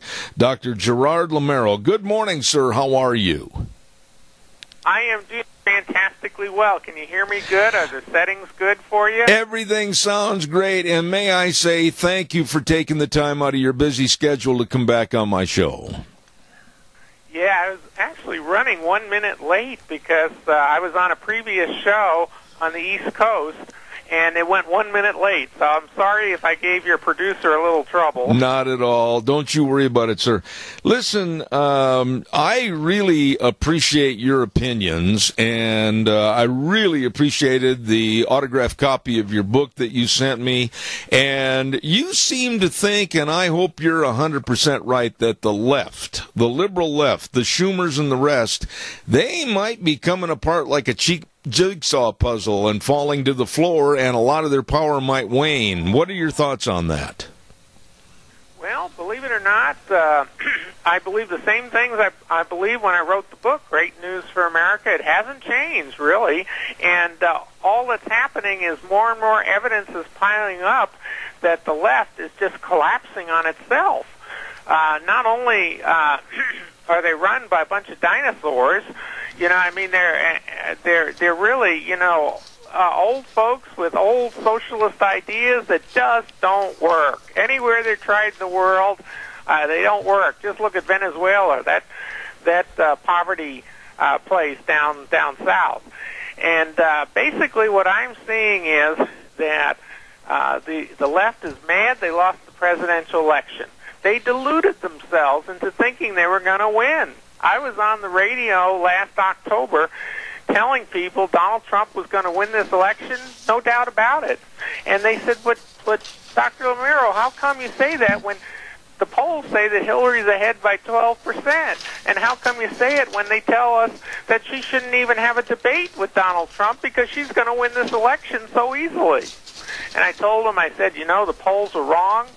The underlying models were old. They were 2012 models. The people were angry this time around. It should be a different model. And I feel the same thing now. The left is deluding itself. It's trying to tell itself that Russia hacked the election. There is no evidence whatsoever that has ever come out that that's true. They're trying to say Trump colluded with the Russians. Well, guess what? Trump's not even friendly with the Russians at the moment. Or maybe they haven't looked at Syria lately. But that whole stuff, the left's arguments that Hillary was cheated out of the election is baloney. That's all you can say about. Well, actually, you can use other words that the cowboys are familiar with, which I won't use on the radio. And I'll tell you, she lost that election. Donald Trump won. The folks on the left that have taken over the Democratic Party are out of touch with the American people. They have lost. They're going to be out of power for 2 generations. We are in a conservative era. We just got a new conservative Supreme Court justice who believes in the Constitution. That's terrific. And we're going to have 3 more during Trump's administration, 3 more vacancies, and he's going to fill them with constitutional conservatives, and we will have a conservative supermajority on the Supreme Court. Let me mention this to you. And by the way, I want to give you kudos because you were on my program late October, just about 10, 14 days before the election, and you made that prediction on my show that yes, even though all the polling showed Hillary, it's going to be Donald Trump. You were 100% right, and I applaud you for that. But what about the left itself? Right now we're looking at vile hatred. We're seeing animosity to where I've never seen it in politics. We're seeing the youth in America defying everything, defying the rules, the laws, the regulations, the burnings, the destroying. Will the left eventually, in your opinion, settle down and start to act like grown-up Americans? I think they will, Jeb. I really do. And the reason I think they will is they're not going to get anywhere. Donald Trump's people are getting approved by the Senate. He's getting more and more people in the Justice Department and elsewhere. They're doing all the things he promised. He's doing a great job. We got a $1 billion investment in American industry, in the car industry, yesterday from Toyota. And he's doing all those things. And in terms of the left, the American people, they knew what they voted for. They voted for conservative and get rid of the swamp. They wanted to drain the swamp, get rid of the establishment people who weren't doing the job. And you know what? The left is throwing a temper tantrum. It's no different than a 5-year-old that throws a temper tantrum. That's what they are doing. They're not getting their way. So they're going to scream and yell and wear funny hats and do funny things. And some of them have to go to safe rooms. And some of them have to play with Play-Doh. And some of them have coloring books. I mean, they're doing all sorts of weird things. And you know what? It's a sign that they're throwing a temper tantrum. And eventually the 5-year-old figures that the yelling and screaming and having his face turn red doesn't do anything. And the American people are going to ignore him. And the reason they're going to ignore him is Donald Trump is doing the job he was elected to do. And they're proud of America for going in there and trying to protect those children in Syria and bombing those people who, hit the children with chemical weapons. They're proud of Donald Trump. They're proud to be an American that stands up for principle. And I think what's going to happen, what I think is happening, is the left is collapsing because their temper tantrum isn't working. American people want what Donald Trump is doing. They are basically digging a hole that's deeper and deeper because they have lost over 1,000 elections, the Democrats, and the left-wing liberals have lost, from the doghouse up to the White House. They've lost office after office, and they are basically on the way out because they failed. Socialism fails, they failed. They're throwing a temper tantrum. It's only going to last maybe 6 months or a year, and they're going to give up because it's wasting their time, and most people will ignore them. Dr. Lamero, I want you to just give me a second to set this up for you. And I hope you agree with me. If not, I'm anxious to hear your opinion. But I said on the other side of the coin, about a week and a half ago, I had United States Senator Mike Crapo from our state on this program. And I said, Mike, it is past time, for the Republicans to put their big boy pants on and not be afraid or inhibited by what the left says or accuses them of. The Republicans, won the House. They won the Senate. They won the Oval Office. Don't worry about the Democrats. If they get in the way, don't step around them, step over them, because you're in power. Would you agree or not? Zeb, we always agree, I think, and I 100% agree with you. The folks who aren't doing their job fully, in my opinion, are some of the Republicans who could be doing a whole lot more, but they seem to be always scared of the news media, or scared they're going to get bad press, or scared that somebody will say something nasty about them. Well, of course the Democrats are going to say nasty things because that's how they operate. I mean, let's face it, that's the way they run things. That's why they're hassling conservatives at college campuses and that. They try to intimidate you. No, the Republicans need to be tough. They need to go back and do what the American people voted them there to do. And I think that those who are doing it, like in the Freedom Caucus and elsewhere, where they're sticking to their conservative principles, are doing a good job. And frankly, by the way, I'm not too happy with Paul Ryan. I think he did a bad job on the health care bill. I don't think he got everybody lined up and votes lined up. I think he did Trump a disservice, but I think that's going to change. I think that we will repeal that stupid Obamacare law that has hurt so many Americans. And I also think Paul Ryan may have to dust off his resume because I don't think he's going to keep that job much longer. Let me ask you this, and I'm going to change gears a little bit because it's a problem right now that could be exacerbated and take on the entirety of the whole world, and that's the Middle East with the very flammable Syrian situation with Bashar Assad. Trump, of course, I was in favor that he sent a message with the missiles going in to destroy portions of the airport and his Air Force, speaking of Assad. But then people have come out and said, oh boy, we better be afraid of Russia. Oh boy, we better be afraid of Iran. And quite frankly, I'll go back to my statement a minute ago about putting on the big boy pants. Look them in the eye, tell them that there's a new sheriff in town, and they better start playing by the rule book. What are your thoughts about Syria? Well, once again, I'm totally with you. I think you're a true American that thinks like a constitutional lawyer, and I totally agree with you, and I think that's what they're doing. Rex Tillerson, the Secretary of State, is basically giving Russia an ultimatum. You're either with us on Syria or you're with Iran and Syria and all these other people and bad actors, North Korea and others, who want to act badly in the world. And you're either with us or you're against us, and we're going to take care of what we need to take care of, and don't get in our way. And I'll tell you this, Russia is in no position militarily or economically to take on the United States. I mean, they put their little ship there between our two ships out in the Mediterranean and the Syrian coast, and they say if we do anything to Syria, they're going to attack us. Well, you know what? They're not going to last real long, so I don't think they're going to do that. When you look at the situation in politics today and you hear about these federal judges, like the judge down in Texas that said the voter ID law is illegal and it's almost racist, etc., how are we going to overcome that problem in your perspective? As far as I'm proud of who I am when I go to the polls and show my ID, and all the left wants to do is erase any rules or regulations anybody at any time can go vote, so they will hopefully, they think, vote for the left and the liberals. What are your thoughts about trying to keep this thing on somewhat of a professional represented basis?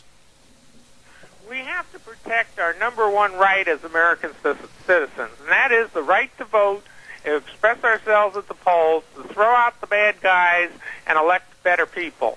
So we have to maintain that right. The only way to do that effectively is to have voter ID. You know, in some cities and towns, you have to show a photo ID to get a library card.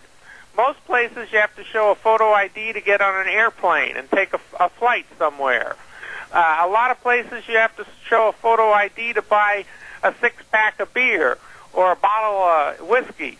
And so why not show a photo ID to vote, to make sure that you don't show up in 10 different voting booths to vote 10 times? I mean, it's common sense. And if you look all around the world, and normally I don't look all around the world because I think we do things better, but you look around the world, 100 countries have voter ID laws. They're smart enough to know that you should have a photo ID to make sure people don't vote twice. I mean, it's common sense. And we have to pass a law for voter ID in the United States. I think this is one of the few cases where it makes sense to have a national law. I think the House and the Senate should pass it.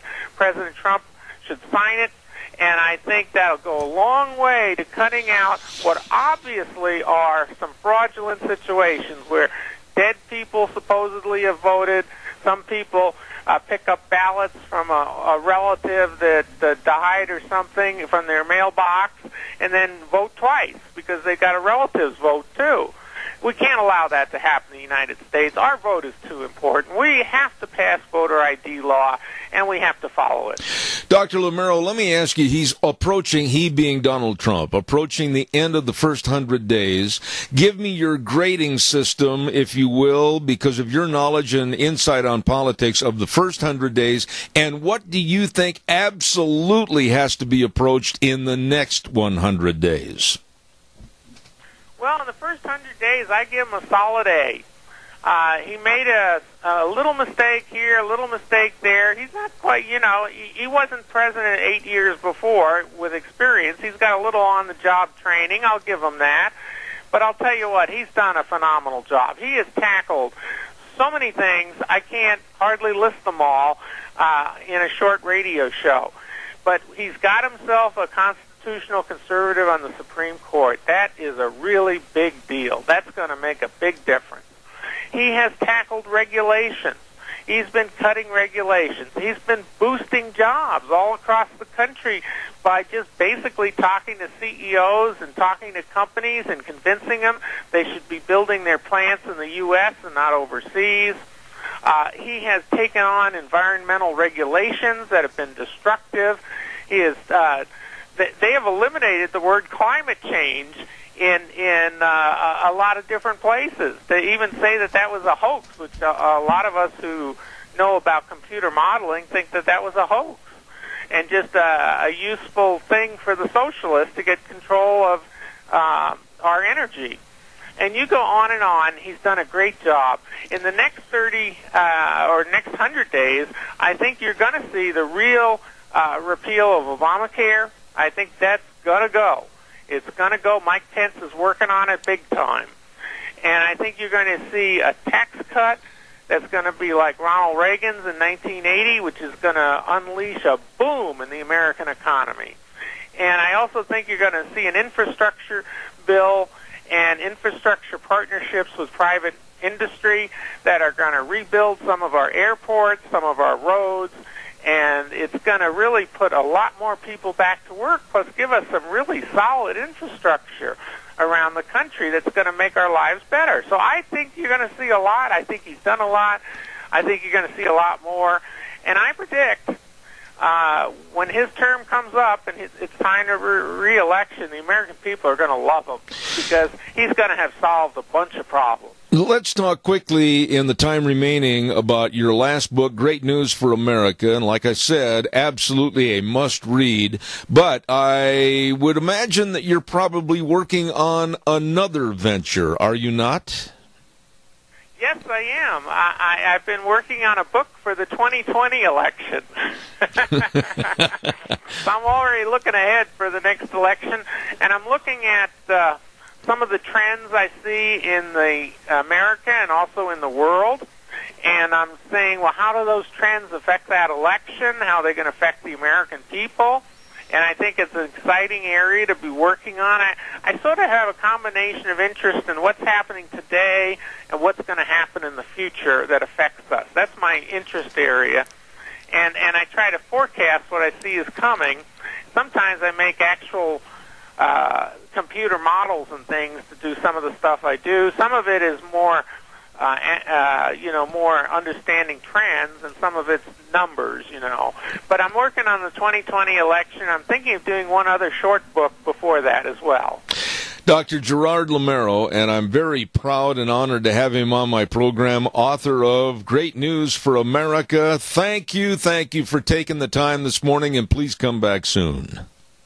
Oh, I want to, and by the way, I'm proud to be on your show because you are a great American. God bless you, sir, and thank you again, and I'll be in touch. Thank you. God bless you. All right, sir. I really enjoy that man, and his book is excellent. Great News for America. Dr. Gerard Lamero, and you will not be unhappy at all. If you go and buy that book, you're going to find it. It just builds you up, makes you feel good. Great News for America. Okay. Oh, my goodness, Zebra, you've got to get a weather forecast here. Yeah, you were a little bit over time. Here we go. Phillips, Oaks, Goodwin, Crane, and Company. Providing accounting services to the Mini-Cash area for well over 50 years. Tax return preparation, tax planning, business consulting, bookkeeping services, retirement planning, and so much more. I'm telling you, these people are so valuable to our area. Phillips, Oaks, Goodwin, Crane, and Company, CPAs in Burley and Rupert. And right now, here's the weather. Enjoy today and tomorrow because Thursday and Friday is a different story. Looks like cloudy skies for today. Winds out of the southeast right around 11 miles an hour. We are expecting a high of 60, tonight low of 37. Tomorrow, even better, partly cloudy skies, high of 70 with an overnight low of 46.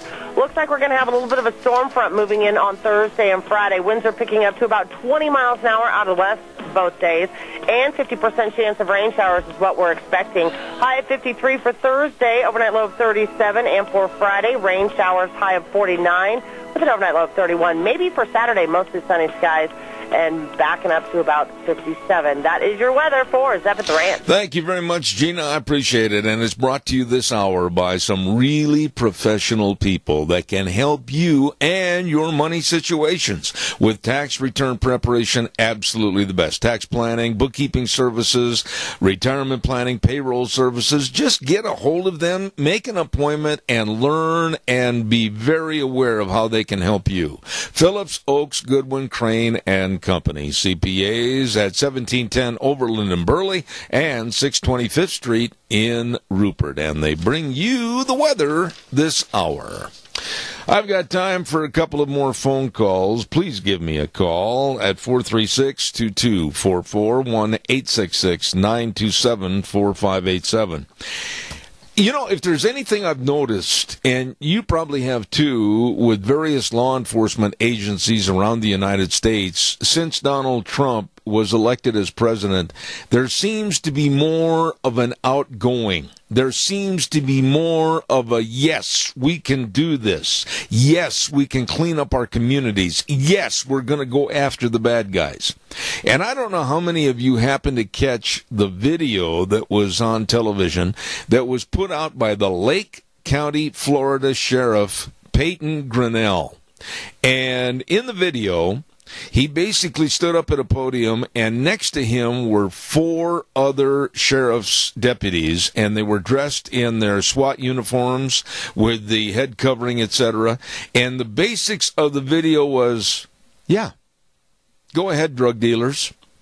Have your day. Do whatever you want to do, because we're going to get you. It might be tonight. It may be tomorrow. Or it may be the next day. But sure, go ahead. Wreak your havoc in our community, and then we're going to get you.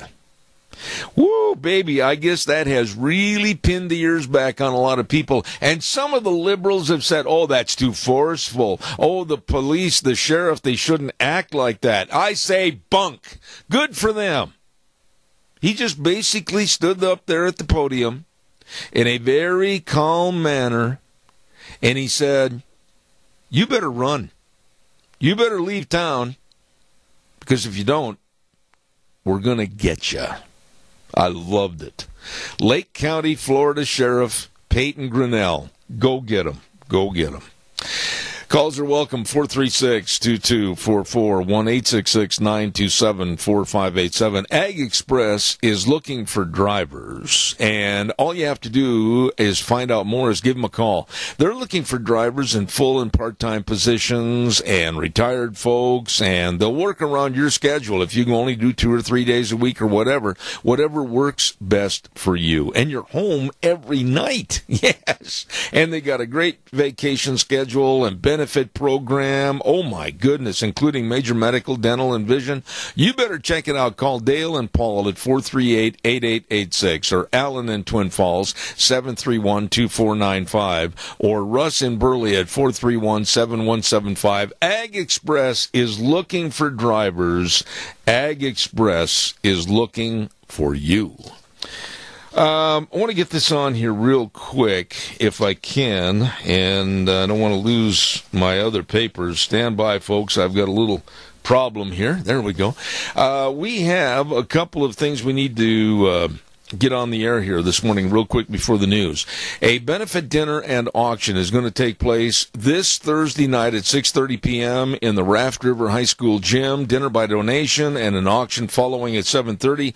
Proceeds go to the Whitaker family, whose house was severely damaged by flooding in the Malda area. And for more information, please contact Lindsay Udy at 431-5514 or Julianne Loftmiller at 539-7303. And then coming up on Saturday the 15th, a benefit event for Brett Anthon and his family to help with ongoing medical costs and expenses as a result of Brett's terrible automobile accident. It's going to be this Saturday, April 15th at 6 p.m., and it's going to be at the Rupert Elks Lodge. They're going to have music, and it's $15 at the door, potato bar, etc. Don't forget that coming up on Saturday. We're going to take a little break for a couple of minutes, and we're expecting Dr. History to come waltzing through the door any moment, and there he is, waltzing. Boy, you're a sorry Lawrence Welk. And we're going to have Dr. History coming up at 10:06 this morning right here on Zeb at the Ranch. And let's see what else. Oh, and then at 10:30 this morning, we're going to talk energy with Craig Richardson, president of the Energy and Environmental Institute. So stay tuned. Zeb at the Ranch. Right now, we're going to send it back over to Wheels. We'll be back in about 7 minutes.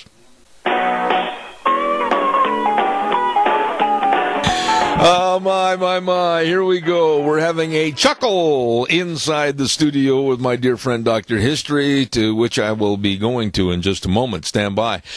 Zeb at the Ranch, of course, brought to you by our major sponsor, your Magic Valley Les Schwab Tire Centers, all 7 locations serving you with a big spring tire sale going on right now. Stop in today.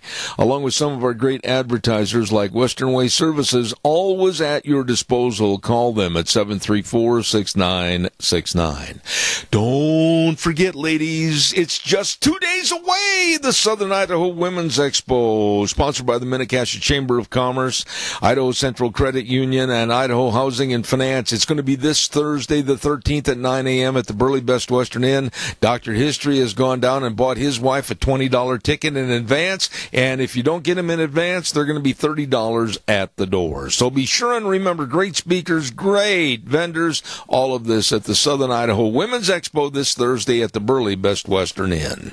Oh, and my dear friend, hello, Jason Lee, how are you? I've got to tell you, if you're looking for furniture, if you're looking for maybe bedroom sets, or maybe living room sets, or maybe recliners, and what a vast display of recliners they have at Lee's Furniture, Floors, and More. Listen to this. They got a great big no-tax plan going on right now, and no money down, no interest for 12 months on approved credit. What are you waiting for? Give get in the pick-em-up truck or the car and get over to Lee's Furniture, Floors and More and save money. And they're having a closeout on Beauty Rest mattresses. Oh, my goodness. You better not miss this at Lee's Furniture, Floors and More, 459 Overland and Burley. You tell Jason I said hello from Zeb at the Ranch. Lee's Furniture, Floors and More.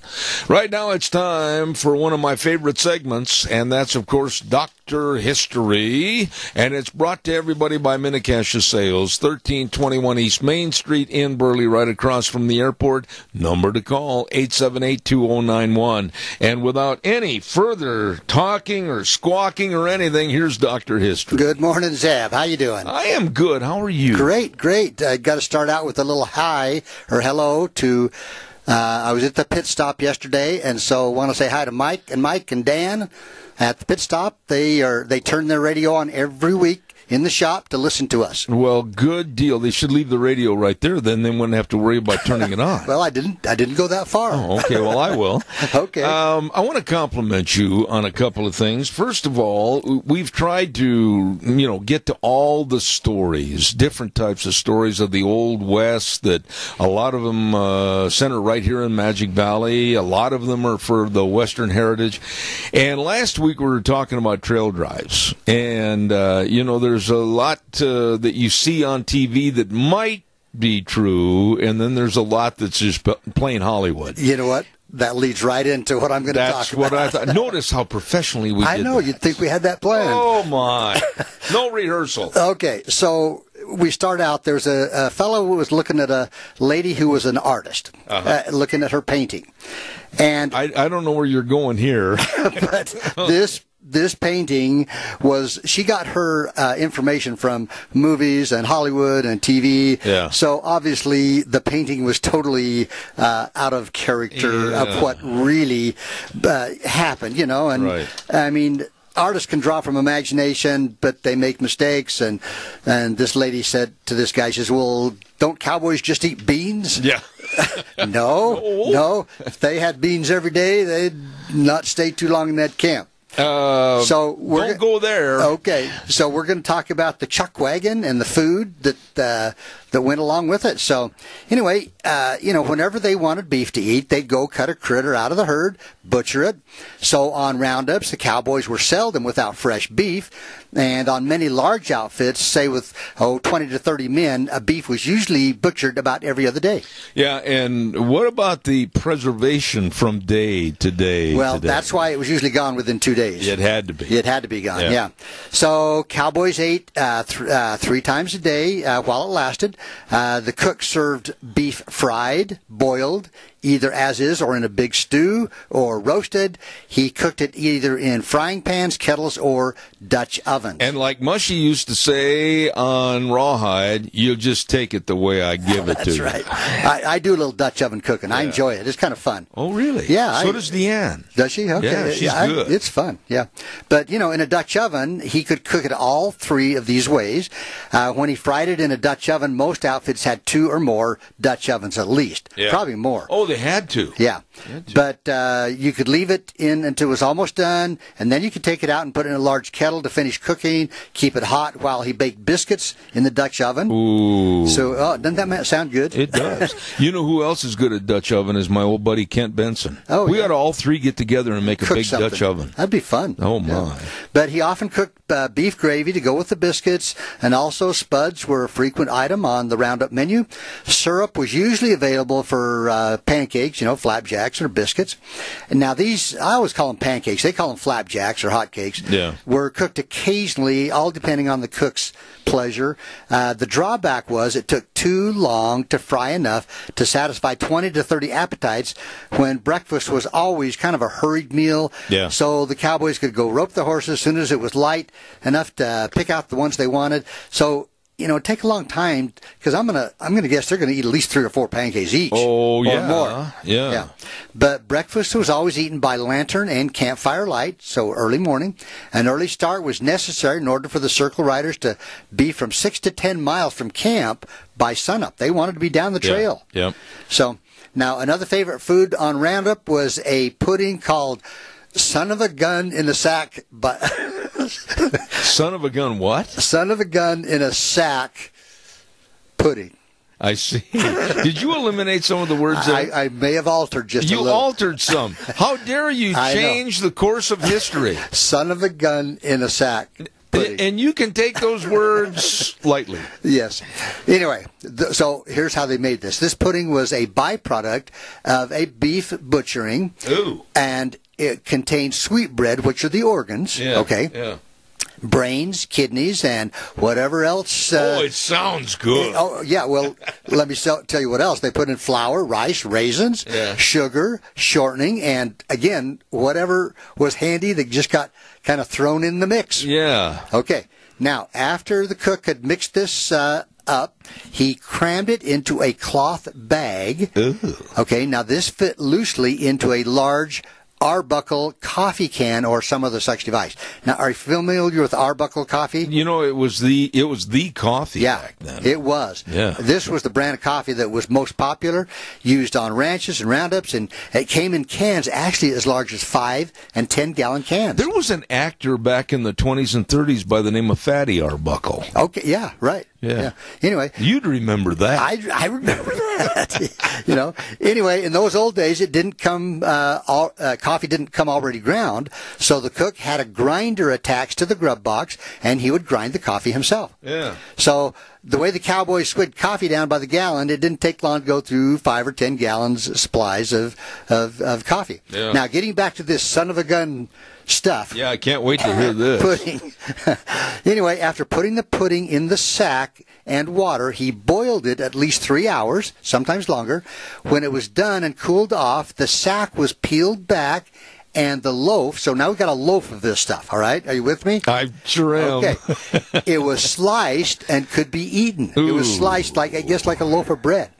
So one slice of this concoction, about a half-inch thick, was almost a meal in itself. Really? So they could just take it with them on their horse, and it would stick. There's a lot of things I want to say here, but I can't. I shouldn't have said that. So anyway, it was as good or better than beans, and nothing could compare to it, not even beans. And it was called Son of a Gun. In a sack. In a sack. Maybe this is a good time to take a break, Oh, Zab. I thought you'd never ask. Let's talk about Minnecasia Sales at 1321 East Main Street in Burley, right across from the airport. Hello, Zach. Oh, he's got that beautiful luxury vinyl planking and carpet and overhead doors, interior doors. Oh, we bought a really, really nice interior door from him, and they can help send over the contractors to do the installation. These are wonderful people, Zach and his crew at Minnecasia Sales. Please stop in and see them today, and they got the Tartar Farm and Ranch gates and panels too. Minnecasia Sales, 1321 East Main Street in Burley, 878-2091, bringing you Dr. History with Son of a Gun in a Sack. Yes, that's exactly what it says right here on my paper. You are telling the truth. This is a family show, Zeb. You know me. I know. All right. So anyway, back to beans. Beans were also often on the roundup and ranch menus, and a 50 or 100 pound sack didn't take up much room in the chuck wagon. And beans were easily cooked, and cowboys liked them. They went a long way toward feeding a crew of 20 to 30 cowboys. So, and I've got to say, I make a really good baked bean Dutch oven dish. Do you really? Oh, yeah. What's in it? Oh, just like this, I put in everything. Son of a gun. I put in a lot of stuff. Anyway, so next to her head of beans were potatoes, and they were not only filling, but it was easy to make beef gravy to go with them. And other must items were desserts or dried fruits, prunes being the most popular. I can imagine why. We're going to move right along. Now, fruits, okay, they could be stewed or made into pies or cobblers, easily cooked in Dutch ovens. Ooh. And you've had that in Dutch ovens. Deanne makes a mean peach cobbler. Yeah. But, the pudding, there was another pudding called spotted pup. And I've heard of that. Have you? Okay. And it was really nothing but a rice pudding. Yeah. But the Roundup cook had their own way of making it. They used mostly what they call the 3 R's: rice, rolled oats, and raisins. And again, anything else they took a note. Now that I could handle. Yeah, that's that not I bad. Could handle, yeah. So spotted pup is what that was called. Okay. Now, contrary to general opinion, most cowboys were well fed. I mean, they ate higher on the hog than you and I probably. Yeah. And better than most workers on other jobs where board and room was furnished. I have read books to where the number one thing that they loved was pie. Oh, yeah, I'll bet. Wow. Yeah. You know, pie on the, yeah. But a cowboy's life of long hours, hard work, demanded that he eat plenty, of food. I mean, he's going long days, and they're going, 4 or 5 months on this trail. Now, there were some tightwad ranchers who skipped on what they fed their employees, and the help didn't stick around. The cook, or I should say even on the ranches themselves, that was the person. Oh, yeah. And a lot of guys, in the old days of the books that I've read, they asked, before they signed on for a job, who the cook was. Yeah, I'm sure they did, because, if you're going to work those hours and the weather of all kinds, you want to be well fed. Yeah. But a Roundup cook, in addition to being a good cook, had to be fast enough at the job to have meals on time, especially breakfast and dinner. Now, that would... How many guys are you talking about? 20 Maybe to 30. about 20 to 30 guys on a crew. Yeah. And they're going to hit that breakfast line, and they don't have a lot of time. No. So they had to be pretty efficient. Well, and if he was even 10 minutes late in getting breakfast, and this caused the cowboys to be delayed in getting to their horses, there could be heck to pay from the foreman. Oh, yeah. Supper could be more of a leisure meal of the day, because by then most of the day's work was over. Now, did they come in for lunch at all? Yes. Or did they There just were grab 3 some meals. sandwiches or something? There were 3 meals, and I'm gonna describe what they had in each meal. All right. Yeah. But there were occasions, though, when an otherwise good cook failed to make good as a Roundup cook. Right. And often he didn't realize what in the heck he was getting into, but he soon found out cooking on Roundup was different than any other cooking job he'd ever had. So you took a rookie cook and stick him in with a bunch of cowboys, he'd better learn quick or he's out of a job. He could be even worse than that. Yeah, yes. I mean, you think about his hours. Yeah. They were terrible and endless. And the conditions that he had to do and work with were unlike any he'd encountered before. I mean, you think about the storms. I mean, rain, sleet, heat, all that stuff. Yeah. So, anyway. What about, and maybe I'm jumping ahead here, but what about the hygiene, the cleanliness? Well, they had those hand sanitizers. Yeah, buddy. Uh-huh. Anyway, he had to roll out of his bed in time to have breakfast ready at 3:30 a.m. Wow. 3:30 a.m. Right. So that made his sleeping time short when he couldn't knock off work until after all the supper dishes were washed and taken care of.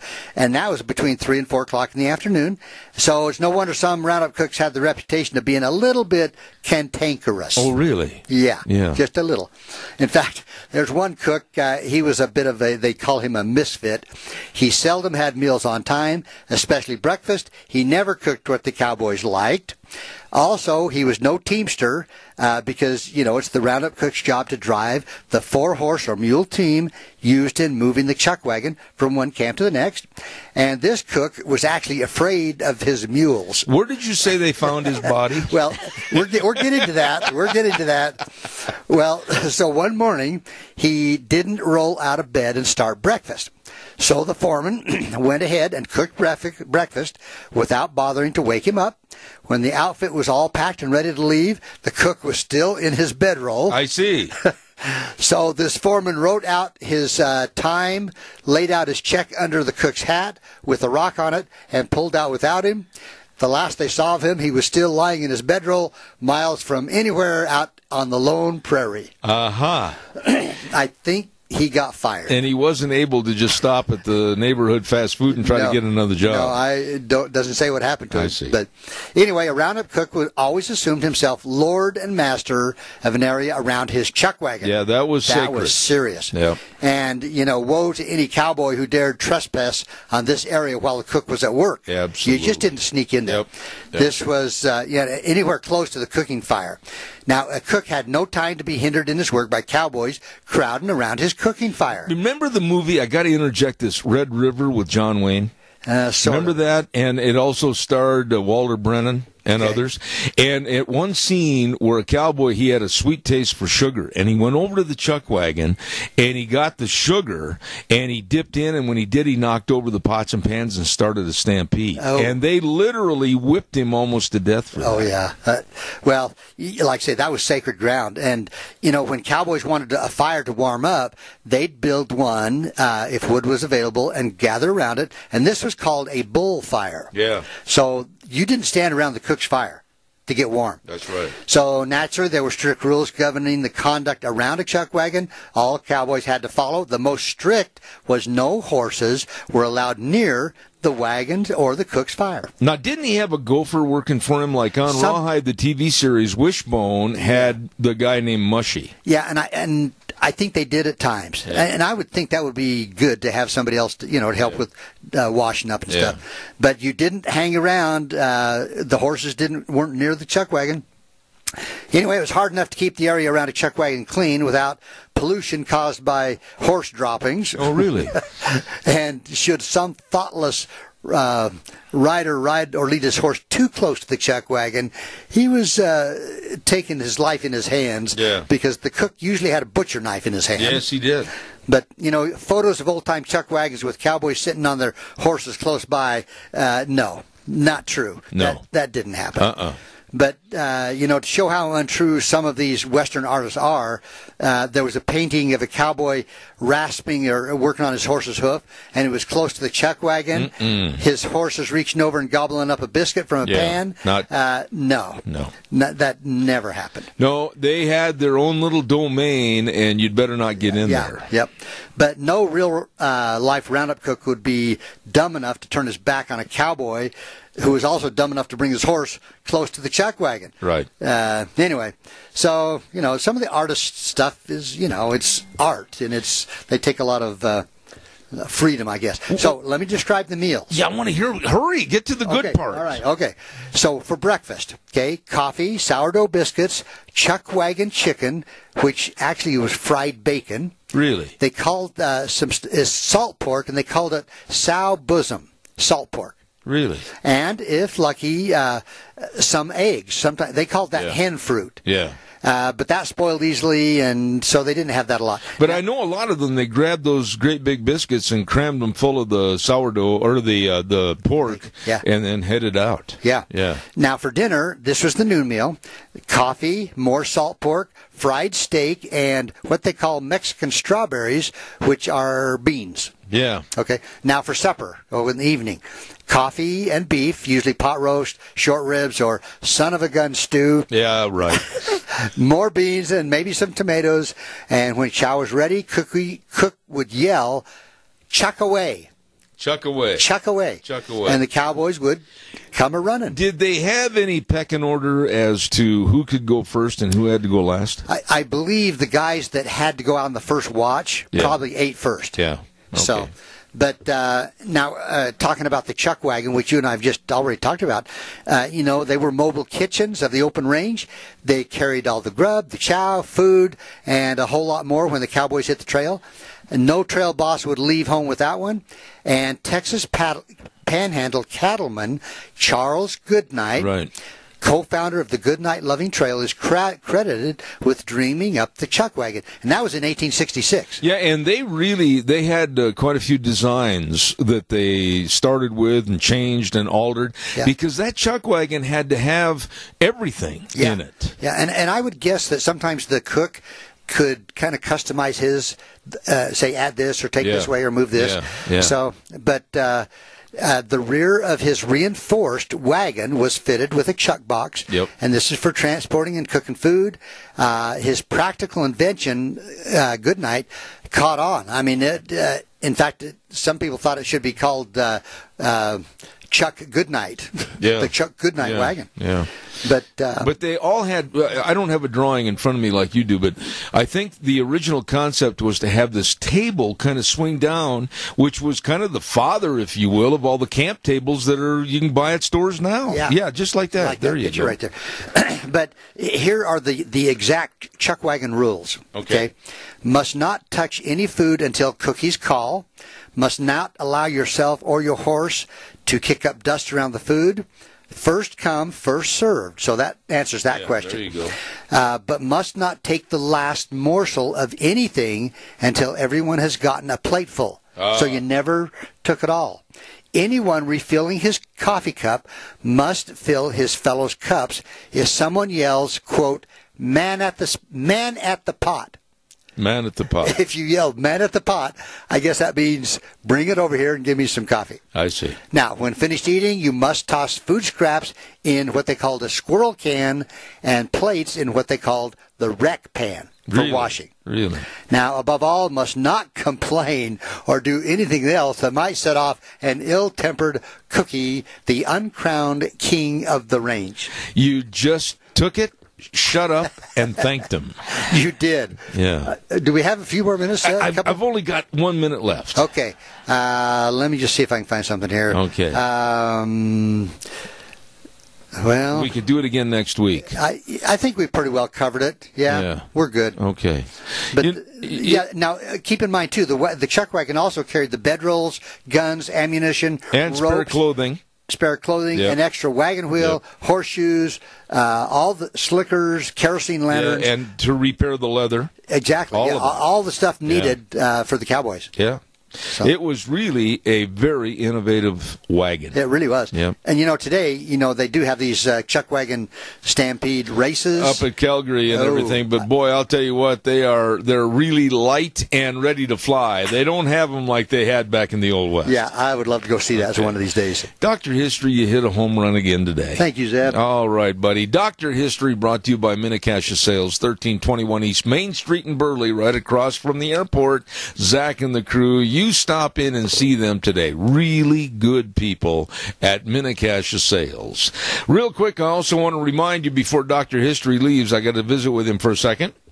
I want to remind you on Thursdays we have Cassia County School Days brought to you by Ambulatory Surgery Center at 1344 Highland Avenue, Suite E in Burley. Number to call to find out how they can save you money on your outpatient surgeries, 677-8888. Ambulatory Surgery Center.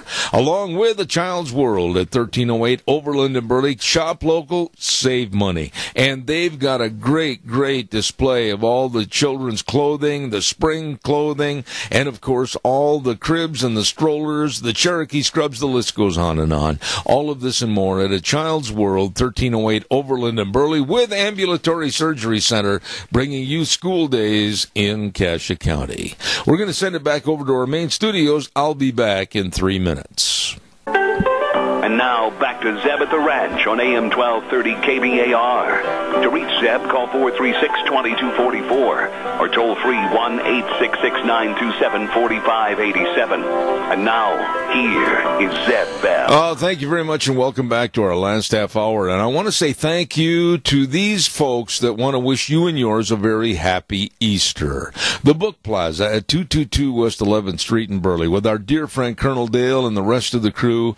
Precious moments, figurines, all the books, thousands and thousands of books, all the special gifts for those Easter baskets and the arts and crafts, everything right there at the Book Plaza, 222 West 11th Street in Burley. You'll never go away empty-handed. And, of course, the Goodie Shop at 133 West Main Street in Burley. Oh, my goodness, they can create all the Easter baskets that you need for the various members of your family and your friends. Oh, my, man's baskets and kitty baskets, all of this with great, great goodies inside from the Goodie Shop. 133 West Main Street in Burley, 647-0106. And Perkins Restaurant at 800 North Overland in Burley. Oh, with the strawberry pie. It is so good. All their bakery items like fruit and cream pies, cookies, muffins. Muffins, buy 3 muffins and get 3 free. And Easter dinner with ham and turkey and all the trimmings at Perkins Restaurant. 800 North Overland in Burley. Wishing you and yours a very Happy Easter. We've kept this man waiting for a few moments extra, and I apologize. Right now, let's go to the phone line, and I'm very happy to have with us the president of the Energy and Environmental Legal Institute, and that is, of course, Craig Richardson. Good morning, Craig. How are you? Great, Zeb. How are you been? Not too bad. It's a pleasure to have you back on the program. And I got to be honest with you, Craig, so bear with me a little bit this morning.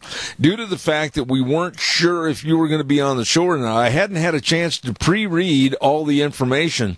But it sounds to me like in the past, before Trump's administration, maybe, just maybe, the Attorney General and others were in cahoots that were trying to shield the American public from the truth about various energy companies. Is that right? Yeah, well, it actually happened at the state level just about 1 year ago, actually March 29th, excuse me, with great fanfare. Al Gore, along with, I don't know, 17 or 18 state attorney generals, all took to a podium in New York City at the invitation of Eric Schneiderman, who happens to be Gotham City, or actually New York's Attorney General. And there were Massachusetts, some of the usual suspect states were there, and their whole approach was going to be that they were going to go after ExxonMobil because Exxon knew, just like the tobacco industry in the 90s, Exxon knew that climate change was real and it was bad and they're hiding it, so we need to go after them hard. And so our group, seeing this go on, went out, I'd say, target about 7 or 8 of the attorneys general based on which states they're from the perspective of they have favorable public records laws or transparency laws. And sure enough, Vermont turned around our request within 7 days.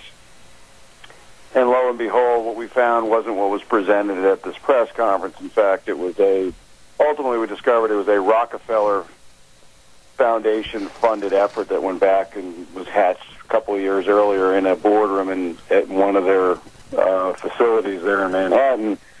And the basic game, again, was to go after the biggest fish they could, just like they did in the 90s after tobacco. And their hope was to essentially get ExxonMobil to agree that, yes, they're bad people or bad corporate citizens, and so therefore we need to come up with some sort of global settlement. And, we're going to say that fossil fuels are bad and that you're going to have to, the lawyers make a ton of money in the process. But the other part that we discovered, which was very, very disturbing, was part of their effort was to target free market, right-of-center organizations who Exxon had given legal contributions to because they supported their work. And they got some attorney general out of the Virgin Islands to actually slap a indictment against the competitive enterprise in Washington, how they felt they had jurisdiction over that. So it really was a way, Zeb, to not only to go after the big fish and shake them down, but it was also a way to try to stop any sort of debate from groups that they disagreed with. And so we sort of blew it all up with our Freedom of Information request. Absolutely. Now, this just paints another picture of how insidious the left can be and will be and has been over trying to promote what they want for total control over the American public and, for that matter, the world. To denigrate and try to downsource all the energy companies. Energy is bad. Have it taught through the schools. Condemn energy programs. And then, of course, with the big donors like Tom Steyer, get the big bucks and literally put us back in the dark ages energy-wise. So they have, again, complete control over the public. Would you agree with that last dissertation? Yeah, I mean, I use the word control. That's what this is. Sadly, you saw Peabody Coal come out of bankruptcy and their stock's worth zero. Everybody that had anything to do with that. And yet, at the same time, coal's still 33% of our electricity grid in the United States. So something gives. It's not like we're not using it. It's just that, they've been so beaten down, and the ultimate goal is actually what one of the Supreme Court cases referred to as a naked transfer of wealth. It's really moving away from the mom and pop or the family-owned energy companies like Murray and trying to control it through hedge funds and other things in Manhattan by these global elitists is really what the game is. Because you're never going to run Chicago on on wind and solar. It's not going to happen. No. Let me ask you this, Craig. What about the Tom Steyers? What about the good heavens help us not to come back in the public again, Al Gores? What about these people? I mean, they've been shown to be buffoons. They've been shown to be liars. They've been shown to be people that absolutely have an insidious way of trying to get control of everything. What about them now? What are they doing? Well, you would hope that, with a change of administration that and emboldened Congress, you would see that they'd be running over the hills. But in fact, we're actually seeing the opposite. I mean, we're still seeing a gridlocked Congress. We're seeing people infiltrate this administration, all the way to his daughter and son-in-law, who are not on board on the climate issues. So, we were sort of wondering what our role, where we played watchdog in previous administrations was going to be, and I'm not sure that's going to change. I mean, I think the president's still on board on this, and I think Steve Bannon is, but when you get beyond that, this climate change industry is what I call it, is a $1.5 trillion industry annually around the globe, and that includes governments and research that goes into it, and green energy technology, and all the subsidies. That's a big number, Zeb. And these people are not just going to go away, and they have a propaganda machine in the corporate media structure that's pushing it. So it's, I hate to say it, but the more things change, the more they stay the same. And I'm looking at the same fight that we've been in for the last 5 or 10 years. Do you anticipate that with the minimization of climate change in the newspapers and the press in general, and the Kyoto Treaty basically cast down on the floor like a doormat right now with this administration, are we going to see a respite from the evils of the Steyers, or are they going to keep contributing millions and millions more dollars, hopefully at the end of the 4-year term of Trump, trying to not get him reelected and then push their agenda back to the front again?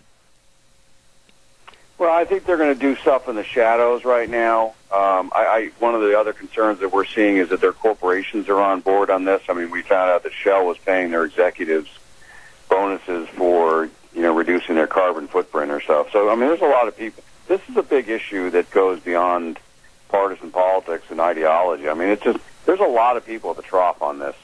And, as I said, unfortunately, where we need a firm Congress to step in and do things, I mean, that's really what has to happen. I mean, we can't be running this thing from the executive branch, but that's what's happened because Congress is so gridlocked. So, as I said, I think we still need to be pushing on our own members of Congress. We need to be pushing on this administration. Here's what you said you were going to do, and some of these executive orders are great. The clean, putting a stay on the Clean Power Plan, the WOTUS rules, but that's just the beginning. All of these executive orders do is to say to the EPA, you need to undo this and do it right. You can't just scrap a rule once it's been promulgated. You have to actually come up with another one. And there's still a lot of career bureaucrats that are in these agencies, and the administration's having a hard time getting its senior people in there. So there's still a lot of things that are going on behind the scenes here that needs to be taken a look at. What about Congress, and what about going back to their constituents, like they're on a break right now? Whether it's Idaho, Iowa, whether it's Florida, it doesn't make any difference. What about us? Are we making the demands to our congressmen and our senators that we should when we get a chance to go see them and talk to them or call their offices? Or are they still aloof and not hearing from people about the demands that we want as a nation? Well, I think that what has happened historically and I've been around a few of these revolutions, starting with Reagan and then the 94 deregulation with Newt Gingrich, what happens is that people start to get comfortable in Washington, and then they start going home and saying what they think their constituents want to see. But I can tell you, and I've lived here way too long, there are different animals when they come here. Maybe not so much from your state, because that's a rock-ribbed, solid conservative state. But you got a guy like Lindsey Graham, who's just one of the biggest squishes in Congress, and the guy's from South Carolina. How that guy continues to be elected, I don't know. But it goes to show you the power of the incumbency when you get people like Graham who are completely out of touch with their constituents. And that's just kind of the way things are run. And there's so much money seeping through this town. I mean, Peggy Noonan said it best in an article about a year ago that you have a real problem with your country when in your nation's capital, 6 of the 10 wealthiest counties are located around the city. So there's a ton of money oozing through here. So to your point, I mean, I don't think you could do it enough. I don't think even in Idaho, I don't think you can do it enough. You need to tell those guys, this is what this president got elected on. This is where we're at. We're watching you, and I understand that it's there's 535 other people total, but you need to carry our water. Yeah, this is what we want, and if not, then we're going to have to send somebody else there.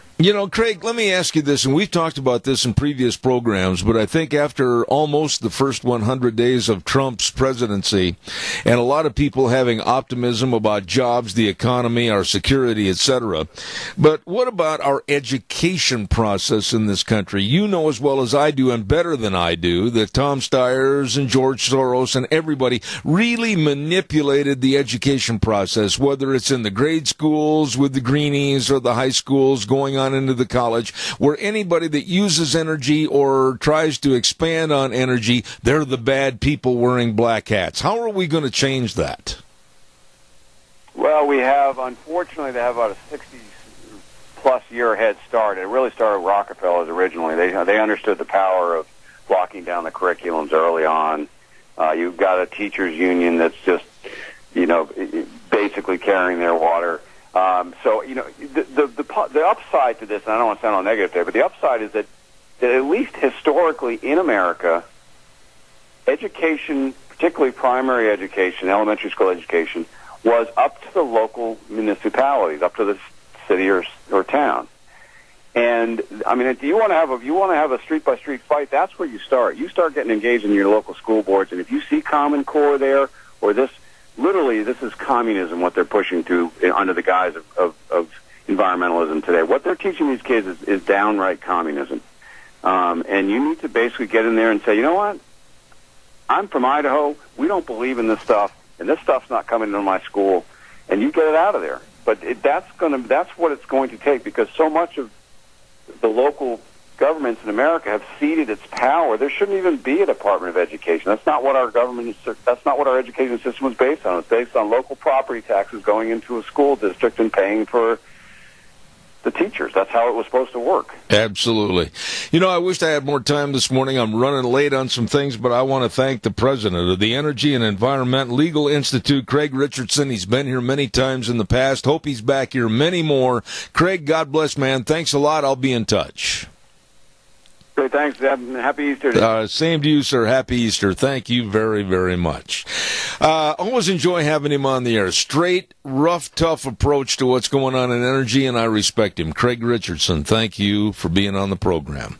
Oh, my goodness, time for the weather. The weather's brought to you by Scarrows Meats, 331 North Road, Jerome. Oh, my. Telephone number to call, 324-7657. They are changing the way we eat, one delicious bite at a time. Check out all the breakfast sausages, the brats, the buckboard bacon. It's leaner and more economical than traditional bacon. They've got it all right there at Scarrows Meats, 331 North Road, Jerome. Right now, here's Gina with the weather.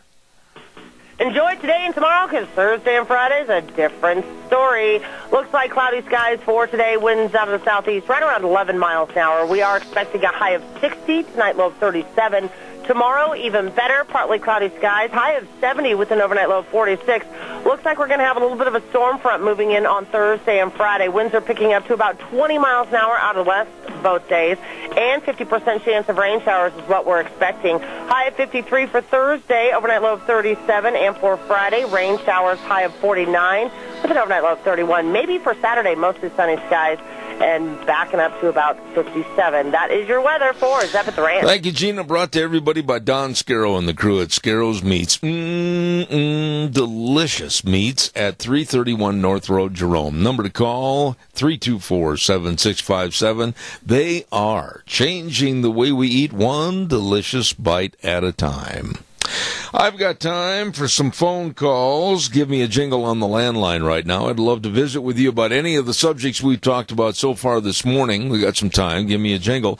While I'm waiting for your call to come in at 436-2244 or 1-866-927-4587, let me remind you about Scott Gano Landscaping and Sprinkler Service. Oh, the number to remember is 438, excuse me, frog in my throat, 438-2485. Don't forget to give them a call right now for all your fruit tree trimming. Say that fast 5 times. And don't forget, now it's time to do all the pruning and the trimming, and also to think about putting in new lawn sprinklers or a reparation of your existing lawn sprinklers. They can do it. They can fix them. They can take care of them. They can install them. Scott Gano Landscaping and Sprinkler Service, 438-2485. You get a hold of them today. Really good people. And also, let's not forget, while I'm waiting again for your phone call, Ramsey Heating and Electric offering rebates on qualified Lennox home comfort systems. Whether it's a gas furnace, an air conditioner, or a heat pump, you and your family will enjoy the comfort. Call them at 678-0459 and learn how Ramsey Heating and Electric can save you money. You know, earlier this morning, I mentioned, and I want to get these two benefits on here, and then we'll take some more of your calls, so give me a jingle.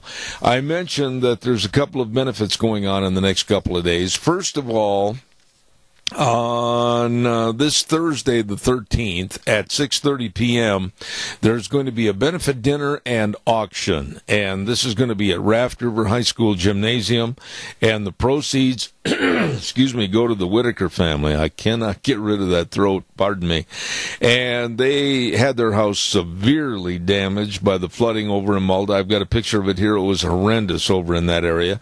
And so they're going to have a benefit dinner and auction this Thursday at the Raft River High School Gymnasium. For more information, contact Lindsay Udy at 431-5514 or Julianne Loftmiller at 539-7303.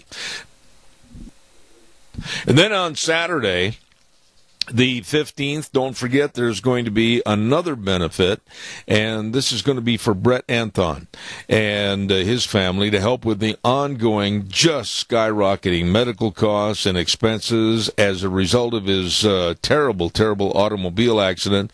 And this is going to be this Saturday, April 15th at 6 p.m. at the Rupert Elks Lodge. And I understand it's $15 a person at the door. They're going to have great music from Heather Platts, the Blaine Cannon Band, and Kent Jensen Band, along with the auction, potato bar, all of this at the Rupert Elks Lodge this Saturday, April 15th. So don't forget it. Those are a couple of things coming up in the next couple of days. All right, calls are welcome, 436-2244, 1-866-927-4587. Again, while I wait for your phone call, I want to also say thank you to our major sponsor, and that's, of course, your Magic Valley Les Schwab Tire Centers.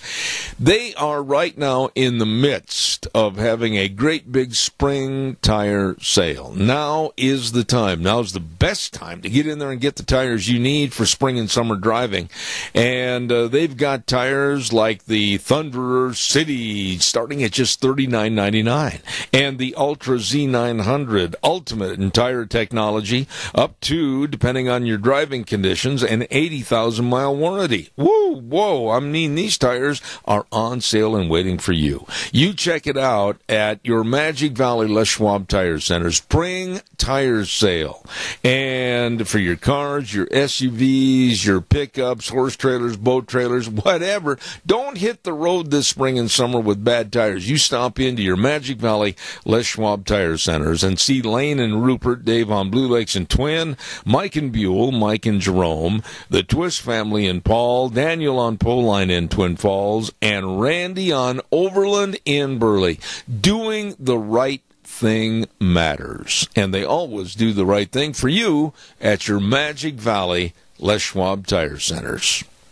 What have we got cooking for tomorrow? That is a good question. I think we've got Dave Bigot is going to be on the air tomorrow, and he's from Indianapolis, Indiana. And then also we have a gentleman, I got to get the paper here if I have it in front of me. Matt Walsh is going to be on the program, and he has a book out right now about transgenderism and what kids should know and families and parents should know about transgenderism and how dangerous it is in our school systems. And so he's going to be on the air tomorrow morning at 10:30, and we'll have some other guests on top of that.